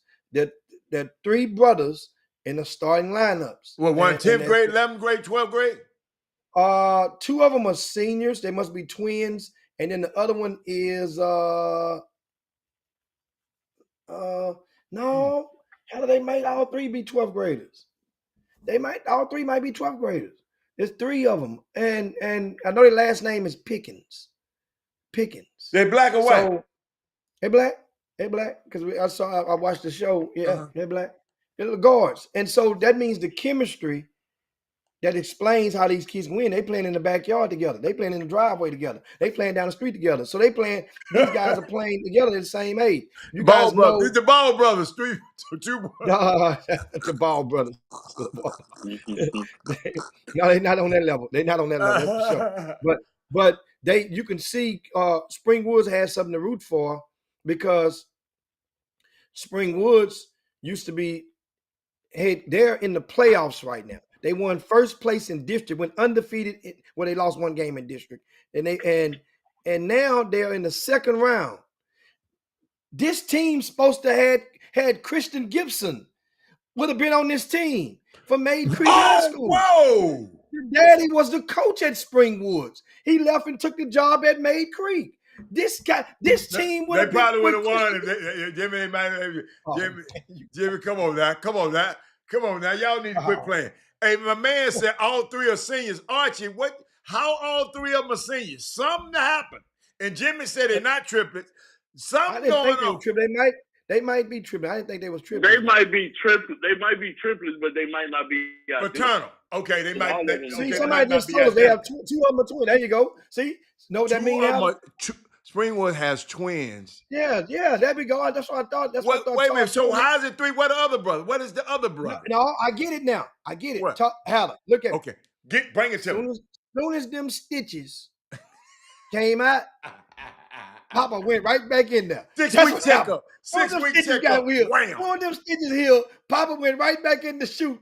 Hey, he went down the rabbit hole. The daddy was living. The mama was doing it too. The mama. The mama was right there with him. Oh, one of them a freshman. Thank you, Louis Chopper. Ain't one of them a freshman. Okay, thank you. I didn't know. I know two. I know what I'm saying. That kind of threw me off. Y'all, come on, man. I'll just say, boy, if it was, boy, we gonna. If they would have been, boy, that means Pop went back in that hole. I went back in there. Oh, I love it. So anyway, I'm really rooting for Spring Woods now. Me too. I'm rooting for Spring Woods like I'm telling you now. No, wait a minute. Who they play? They play in Eastview. Who is Eastview? Where is it? Georgetown, Texas. Okay. Eastview. Okay. So speaking of the schools now, of course, Doug, right up next, Beaumont United beat LaPorte 64-60. Now, Adam, I usually go and follow my system. Okay. And that was one game I didn't. Okay. I went and I asked Doug Jones the other day, Doug, what you think on this game? LaPorte gonna beat them. I say, y'all hear it now, Beaumont. Y'all listen. Doug said, LaPorte gonna beat them, man. I'm telling you. So I say, you know what? I'm gonna go because if I go with my head and pick Beaumont United, because once again, told you about the playoffs. When you got certain coaches, then they've been in these postseason, it's a way that you can, when you get to third quarter, fourth quarter, you're not necessarily in panic mode. You know what plays that can get you. Does that matter? In high school basketball, that matters so much. It when you're going up against a guy that probably ain't never been there before, it matters. You know what I'm saying? Because some guy, everybody is nervous. How do you know something? People forget. We saw a coach forget to put a guy back in the game. You can forget things. And Beaumont United. Well, that means he got bad assistant coaches. Well, I understand something, but they never been in that position. People know it's like some teams when they go to state and certain teams that coaches that's been there before, they know what time, they know they have a routine that works. They know what time is best to go to sleep. They know what food not to eat because kids might have disrupted stomachs the next day. They know what hotel, not this. We don't want to stay here. We'd rather just stay over here, wait over here. Some coaches, it works for them. David Green at Beaumont United, he's been there, done that. I'm not rooting against him in no first round Me or no playoffs. And which I let Doug Jones influence me to pick LaPorte by one. I cannot believe I gotta y'all be went against funny. my coach. I love So that coach. we talked about this game Sunday at the middle school city championship. And I did think LaPorte was gonna win. But on the shot 30 clock show Sunday night, I picked Beaumont United. So I kinda hedged my bet. Oh, tricked me. okay. That's what you did. Okay. You tricked me, man. You tricked me. And I'm the first to admit it. Okay. But I wasn't far off. It Okay. wasn't like United went out there and dominated. Okay. So United has to play against Lake Creek. They beat Crosby 58-53. Lake Creek High School. That's going to be Friday, 6:30 p.m. at Dayton High School. And who You you know, I've got in never this been to game? Dayton. I've never been to Dayton I High School. got Beaumont United. I thought once they got past that first round, they were going to be good because they got a lot of young kids. They play like 3 or 4 freshmen, so getting that first taste of playoff basketball was going to be big. But now they got the feel of it. I think they're going to be fine. Jimmy, did you have the I got time? Beaumont United. Because I don't remember you having. I don't remember seeing it. Did you have the time yet for the Shadow Creek game? We don't have them info on that game yet. You ain't got it yet. We don't have the info yet. Okay. Yeah. Okay. Yeah. As soon as we get it, I'm gonna put it on Twitter and on the website. You know what, Doug? Thank you, man, for putting those things on Twitter. I saw them this morning. I guess as you got the information, you was putting them up, and I was waiting. I said, "Damn, wait, he doing one at a time." I guess you just getting them at that time, but I appreciate that having games that I'm not gonna go to, but I got the information. I appreciate it though, having that information. As soon as they come in, I'll put them on Twitter. So and as of soon course, as I get that info, I'm gonna put it on there. And of course, the rounding out this 5A bracket for Division One, you have Kempner, who beat up on Madison 78-50. They will play Weiss High School, that's located in the shadows of Austin as well, and they 51-51 over Cedar Creek. Kempner or Weiss, who you rocking with? I'm rolling with Kempner. Kempner went, they went in the district before Bill Marshall, so like a lot of people weren't paying attention to any of the other schools, but them and Randall, they got 2 really good teams, and I just trust them against Weiss, who was struggling for most part of the year. So I'm gonna roll with Kempner. Hope they make me look good. Well, there you go. And of course, now we are at the 5A. We're gonna speedball through this thing. 5A, Class 5A, Region 3, Division 2 bracket. Port Arthur Memorial and Brenham will play Friday, 7 p.m. at Humble High School. Brenham played in our Christmas, our 3rd Ward Jamboree over at Yates High School back in December. Brenham fared well, and the coach explained that they just came out of football season, and he was telling me, he's like, Jim, we missing about 3-4 guys, and we got a chance. And here Brenham is. They won their district. What classification is this? This is 5A. Oh, okay. 5A. 5A, yeah, Division 2. Okay, I got you. Okay. Port Arthur Memorial beat up on Iowa Colony 77-64. And what do you think about that game? Of course, you being from Port Arthur, that game there I thought would have been a lot closer than a 13-point final. Iowa Colony, they have the tallest player on the team. He has an off on the table, at least one, in Houston Tillerson. Whoa. But the fella lost. Yeah, little fella lost. The midget. Man, I wanted to see him play. The midget, BJ Gill. He had, I think, 22 points or something like that in the loss. RJ Green, I'm not sure what he did. I'm not sure what the big fella did. But how did Port Arthur win that game, Doug?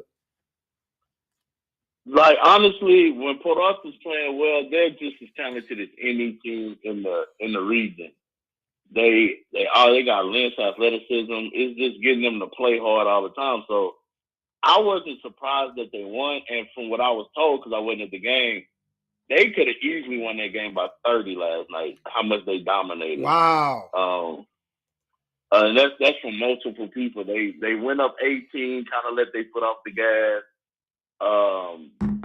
Kendall Hillstock had 24. David Mercer had 20. Wow. And those two are like two of the top unsigned seniors I feel in the area. And if those two are rolling, they're gonna be hard to beat. I can honestly see them in Fort Bend Marshall meeting in the regional final. And so that brings us down to Randall and Connolly.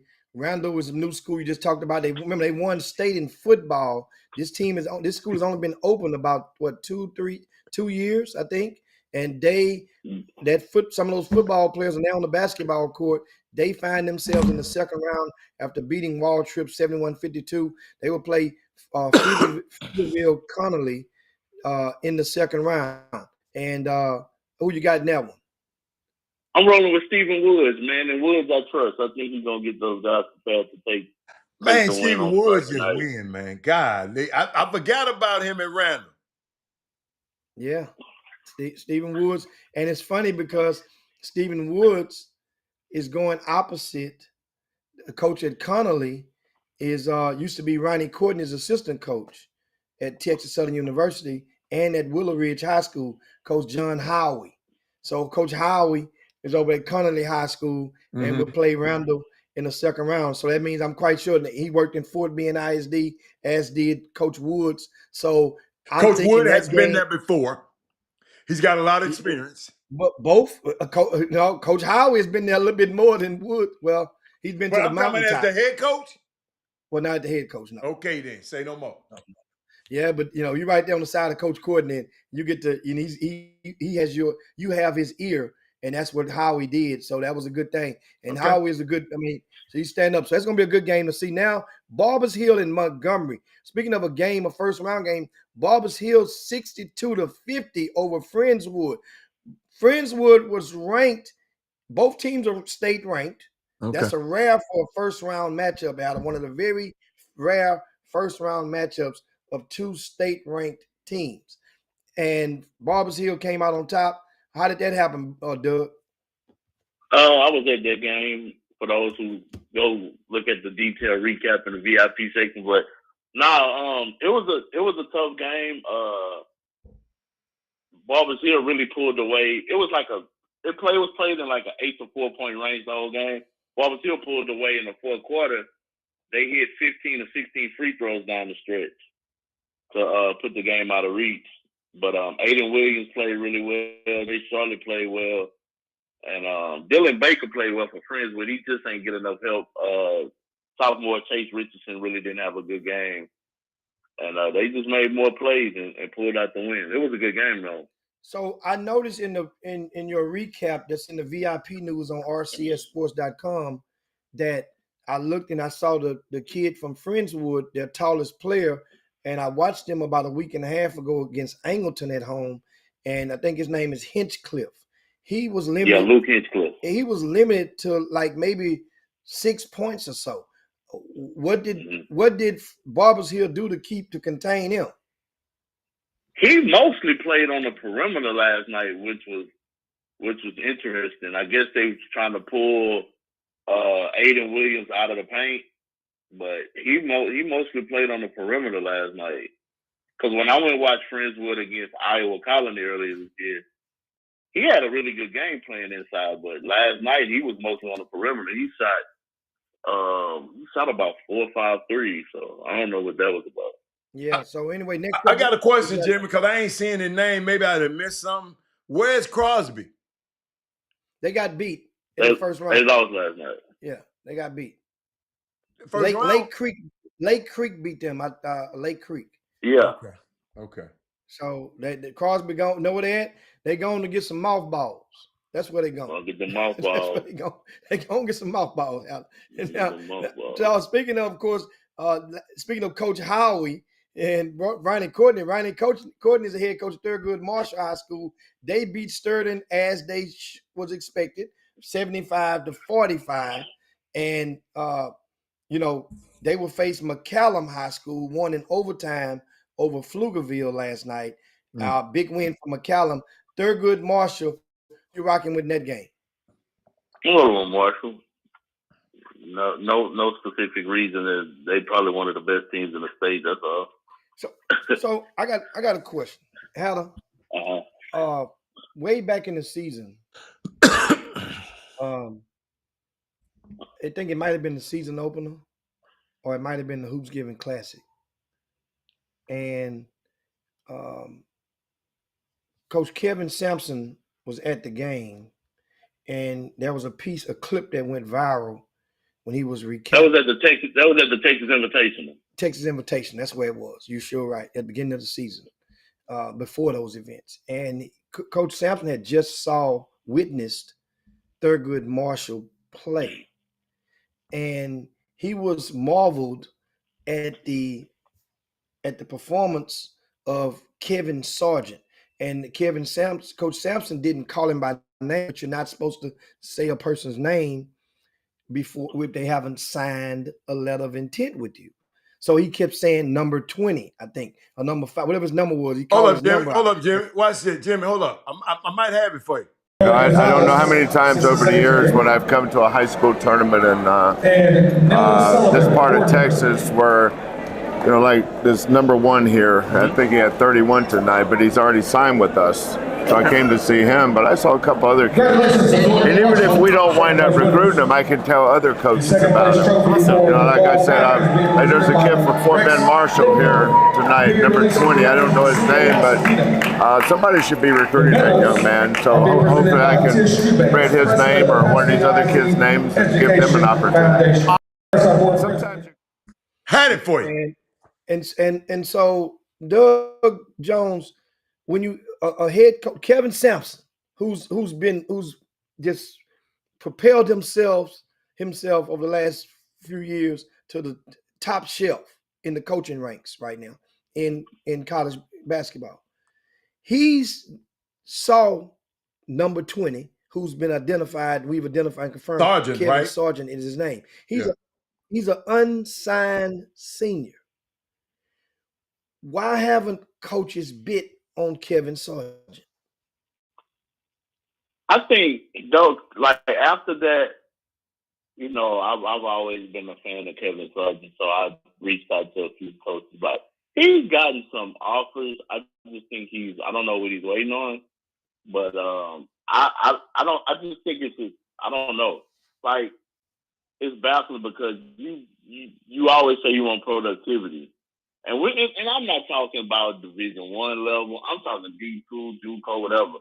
Like, that kid can go help a program because he's gonna play hard. He's coachable, and he's his effort. Like, his motor is like a Hemi motor. So I'm pretty sure he's gonna get something, but I don't know.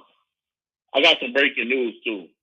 I got some too. I got the Shadow Creek Kingwood. Okay, you got the same. I got. Okay, come on. I'll let you break. We got a Doug bomb. It's Friday, 7 p.m. at the Campbell Center. Hey, Campbell Center did pick up a game finally, man. I was starting to feel bad because they've done all those improvements in the Campbell Center. I love that play. They didn't pick up any of these games. They got a new digital video screen that they put on the wall. They had new score clocks. They got new court, and they got a whole new sound system. They've gotten all of this in the past 2 months. So and nobody and you glad what the Kingwood must have won the flip then. Had to. The Kingwood Shadow Creek Shadow game Creek is coming from a long ass way. Yeah.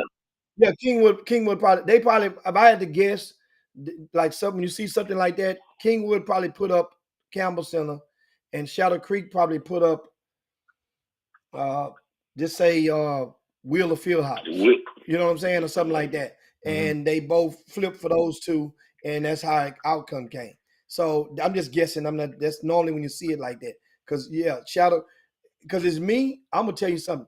If it was me, personally, if I'm Shadow Creek, and I'm gonna tell you guys, give you a hint right now. No coach president, he's been there, done that. But at the same time, some things some coaches don't think of, or their athletic director will do nominating for some of them, and they'll just decide between whatever choices they give them. If I'm Shadow Creek, I'm trying my damnness to get a game at the Fertitta Center. Why would you not let Bryce Jackson try to play on this floor? And guess what? As a neutral site, maybe the other coach might not agree to it, but why would he want to deprive his kids from playing on that Division I floor? But is that That's food for possible thought. though? Yes, absolutely. Well, why not play at Rice? Why not play it? I mean, but because they don't have a Rice signee, you could do that. They could do that if they put him up. They could do that. Now, meanwhile, you have to have a signee. That's the no. I'm stipulation. saying no. You don't have to have a signee. I'm saying, but it helps if you want to get that. That way now your crowd that'll be the slight for the other team because that means some of those alumni First of all, U of H wasn't gonna let it happen because they get ready for game day the next morning. Game day gets there the night before, so it wasn't gonna happen. No, I'm talking about any round. But you just saying they should have thought about it. Yes, absolutely. Game day. We've had playoff games. See, you can have a game on that college on a Division I campus as long as the administrations are doing the game. Now, that's the thing. You can have it on the Division I campus. So, but it takes you got to see that athletic directors. There's a fraternity. So, how if you the AD of one district and Doug Jones AD of another district, I'm an AD of another. I'm gonna try to, if I can, and your thing is neutral, I'm gonna patronize your facility. You're gonna patronize mine, and Doug gonna patronize both of us. If our schools make it and we can help each other. That's what some people do. That's why you notice a lot of times, I'm surprised that Coleman Coliseum, this is one of the first playoffs that I've ever seen. Yeah. KDISD ain't used Coleman Coliseum in neighboring Spring Branch. They haven't used it. I'm shocked. West Side usually use them too. I'm shocked that they haven't. But then it's relationships that they'll throw up to, hey man, we got to open. Hey, and you know what they do? I've seen it. I've been in the rooms with ADs. They will hold and block and hold the date for certain teams because other teams might call. I mean, I'm holding this one for you because I know you want to play on this Thursday instead of Friday. But just giving you guys how some of that stuff goes. I'm seeing Terrence Moore say Campbell should have a doubleheader. It ain't like that. They don't have the decision making. Yeah, they don't make the decision. They don't. It's not like that. That would have Toscasita game had been out there. That would have been the hottest ticket in the town. Them two, a Toscasita playing and them playing. That would have been the hottest ticket in town, Doc. I'm just. But Travis, that's a slight for Travis to be that close to Toscasita. Why? And mind you, mind you, another thing that goes into place in some of these facilities is that Travis High School, I'm not sure. I don't think they've played in the Campbell Center. Everybody knows that Tascasita is always playing at least the season opener in the Campbell Center. They played there this season. So you don't want to play some coaches don't want to play in a venue that the other team has already played in. And especially when you're thinking about the backdrops in some of these. Atascocita, one goal has stands behind it, one end doesn't. So some people, a lot of things factor into these decisions. You know what I'm thinking about, and I just wondered. I wish I could ask Coach. I might text him. What stadiums did he put up? I want to know what. They'll tell you after the fact. Yeah, they'll tell you after the fact. What stadiums did you? What choices did you have? What did you put up? What did you say? Coach, think about it. I think because they played on Monday, they would have preferred to play on Thursday, right? But they playing on Friday. Yeah. I don't think he could have put up Wheeler because they got a girls doubleheader there. But I could see President probably putting up like Pearland Dawson, something like that. I mean, he could. No, that's too close. I was just hypothetically throwing it out there in regard to what he put. I don't know what he put, but I'm saying I was just throwing it out there for Kingwood. Definitely won that flip for them to have that game at Campbell Center. He said, would they host a game at TSU? Of course they will. Oh yeah. Now, yeah. Yes, absolutely. But they have to look at the schedule. That's the whole thing. See, sometimes it would come. Just say, for example, if TSU is watching right now, right, and they know their availability, and they will say they look at the schedule and say, well, okay, well, the next round is on the 24th or 25th. Are we open on this date? yay or nay, or the regional final is on this date. Now, if certain 2 teams make it, then they ain't got no problem coming to TSU. Remember, some teams feel comfortable going 2 blocks away to U of H, but they clutch their pearls coming parking at Right TSU. across the street, yeah. Right across the street. Some people mentally are just are trapped within their own ignorance to that capacity. So that means it got to be certain schools. I guarantee you, if Beaumont United and Beaumont Westbrook meet in the regional finals, they're gonna play on Lamar University. Yes, they're gonna play at Lamar University. That's a good call. I guarantee. See, so that's an example of a game. If those 2 teams meet up, which they could. They were 2 wins away. But I wonder how nobody have never chose it for Tita Center. I mean, you got to go and talk to them. That's the whole thing. I'm just saying, I'm wondering why nobody has. That's all I'm saying. It take the right school to have the right to be looking ahead. That's what I'm talking about. The schools. I ain't talking about no. I'm talking about the right school. Why they even ain't nobody even? I mean, maybe they thought about it. It just didn't happen. I don't know. I'm just curious about it. I think the thing with the Fertitta Center is not necessarily the venue. It's the logistics, like parking. Because you got either you got to pay to park over there, buddy. You got to pay to play over there. You got to park at that other parking lot across the street. Then you got to have crossing guards and stuff like that. Well, guess what, Doug? Understand something. And with that, in defense of on the other side of that you got to pay. Well, guess what? In high school football playoffs, you got to pay to play when you go to the Astrodome. I mean, the NRG. Yeah. You got to pay. Right. You got to pay $20, $30 to go park over there for the football games, and they do it. And you don't have to. You can ride the train. Stadium too. You're right. You can ride the train. This ain't a train. This ain't a train riding city right here. We no, but hey, you can ride the train over to that. The train good for visitors. Yeah. I'm just letting you know. The train good for visitors. You can park somewhere and ride that train right on there and get off and get right on in that place. I'm just telling you. But when those schools make those decisions, they know that. That's my point is they're willing to encompass that. And guess what? For the experience of that school playing on that college campus or in that coveted facility. That's the thing. There's been numerous high schools that play games at Rice. It's almost I guarantee that game at Rice of a couple of years ago. And so it's happened. Texas Southern, the thing with TSU is that which schools would be more favorable that you think would pick TSU as a site for winner take all? Ain't but 2 rounds left in this city.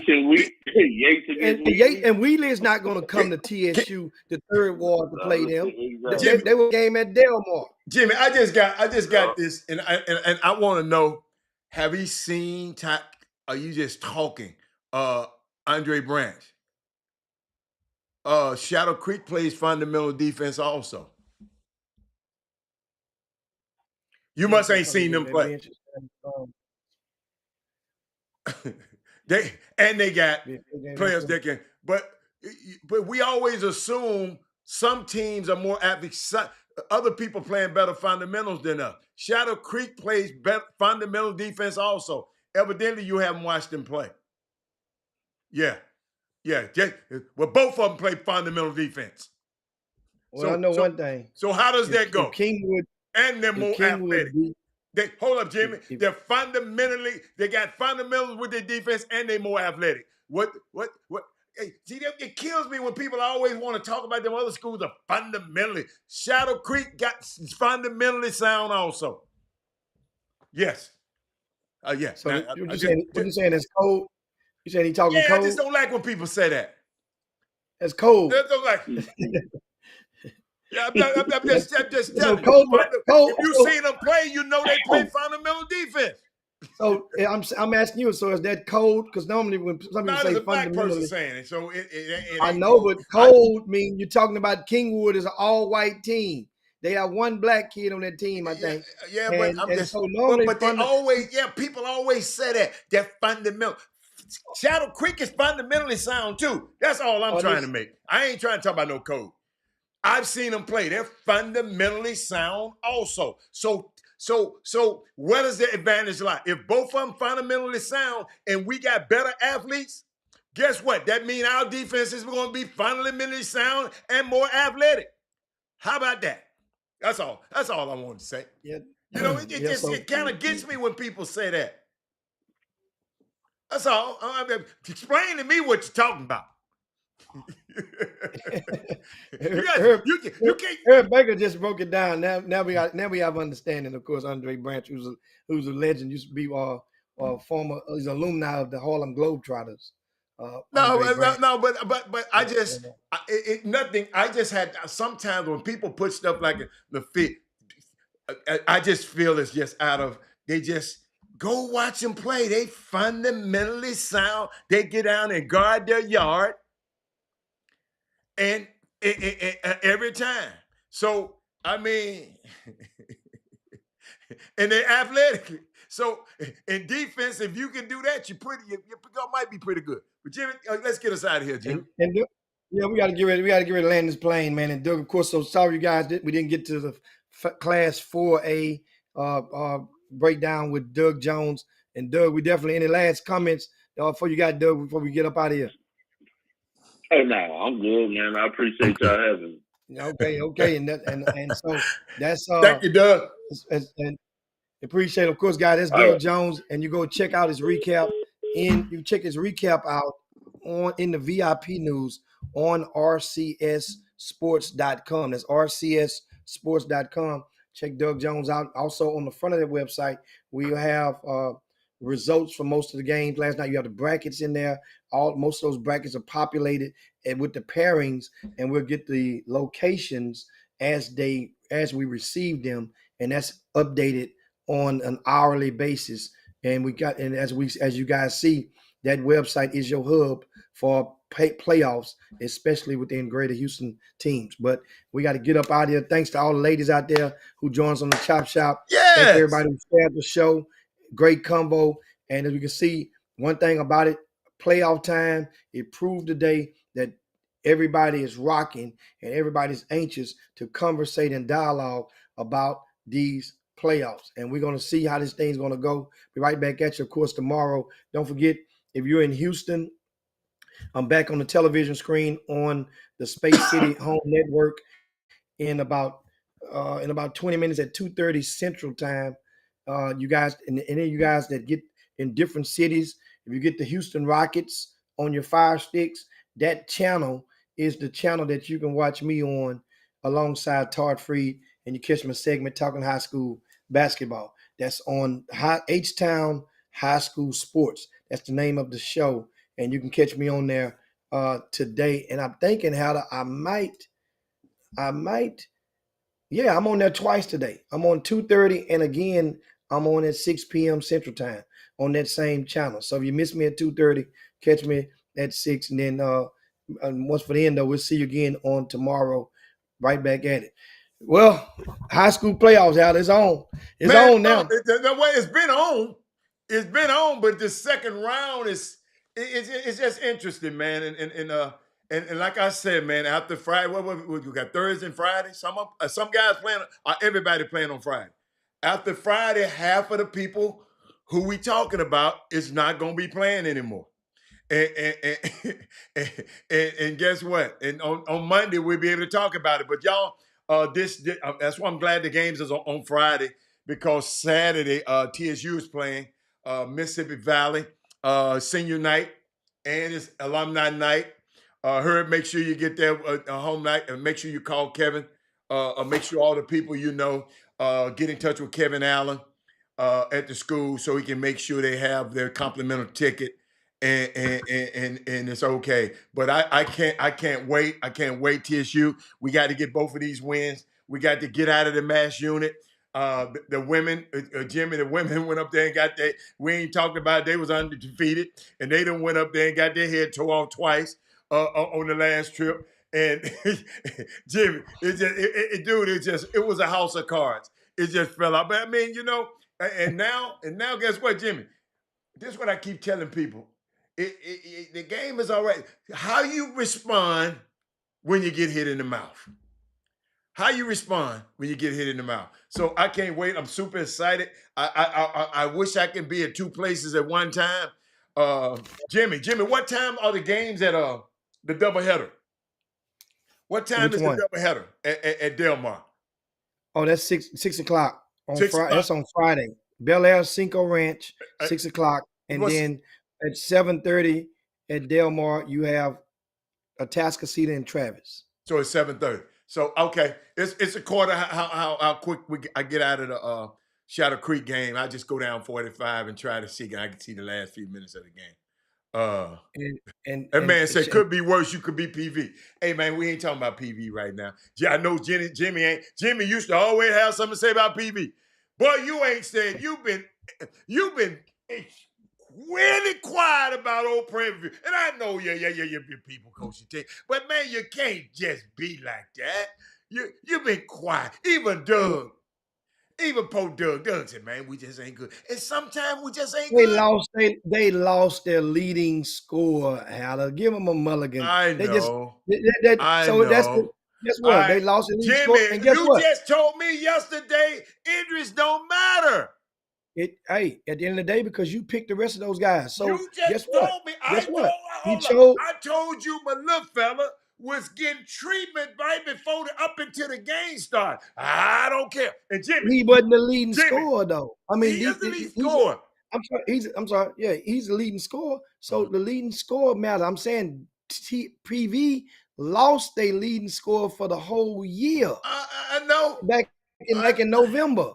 So that means they ain't have a chance. I cannot believe you, man. I cannot believe you know it. They don't got a chance in this conference. Now they're gonna be Mississippi Valley. Mississippi Valley is Shadow Creek. Yeah, they probably would. Hell no! I done seen Mississippi Valley play. No, hey, Arkansas. Jimmy, you got to be in the game Monday. Hey, Paul Pambluff got that grown. Hey, he got that boy that did some. That one of them New Mexico dude who was, he got down Mississippi Valley. Yeah, no, he had Arkansas Pambluff. He can go. Doc Bradley can go. But they offer too though. They offer too. I know they offer, but he worth the price of admission. Jimmy, wait a minute. They beat us down there. Man, he worth the price of admission, Doc. Doc Bradley, all right. Doc Bradley, let me tell you something, man. Hey, in this swag, man, I done seen some stuff this year. You just, man, you know what? I know this sounds cliche. Jimmy, every possession is magnified. I mean, every possession. You talking about going back. Jimmy, I mean, if you turn that thing over in the first minute of the game, boy, it's going to come back and hunt you in the last half of the game. I can't wait. I can't wait. But that's what we'll be this weekend, man. The girls play tomorrow. I'll talk about that tomorrow. The girls play tomorrow night. They play against Pine Bluff, I guess. Yeah, because we're going to play against Mississippi Valley together. And Pine Bluff, the girls play Pine Bluff Thursday, and then we play Pine Bluff on Monday, the men. So, but that's it. That's it. I just wanted to give that to y'all in case y'all not here tomorrow. You'll know it. Yeah, them posts. Jimmy, think about it, Jimmy. Hold up. We talking about high school. Man, it's counting down. Dude, these dudes ain't got but 5 more games, man. Some of these guys, them guys at Prairie View ain't got but 5 more games. If you're a senior, if you ain't got no eligibility. They got it all mapped out. They got a degree. No, but I'm just saying, I ain't talking about the degree part. Dude, it's over, man. When you stop playing, man, it's Herb, they can go see Herb them down at the Funding. They be down at the Funding. Go down there and get in the pros, no excuses. Get you a team and put them in the no excuses pro-am league. And we ain't lost 4 games in a row. We beat Grambling. We haven't lost 4 games in a row, Herb. You bet you must be. We ain't lost 4 games in 4 straight games in a row. No, we ain't. Yeah, we ain't lost 4 games in a row. No, we beat Grambling.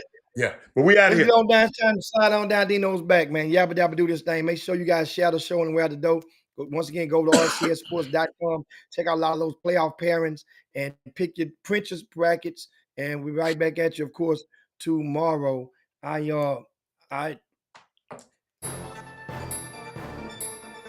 Jim Hicks, Rob Hatter, you are now tuned in to the Chop Shop. I'm Retro, let's get it. We in the Chop Shop, we live in the Chop Shop. We talking sports talk, we live in the Chop Shop. We in the Chop Shop, I'm talking sports talk. So turn your dials up, it's live in the Chop Shop. We in the Chop Shop, we live.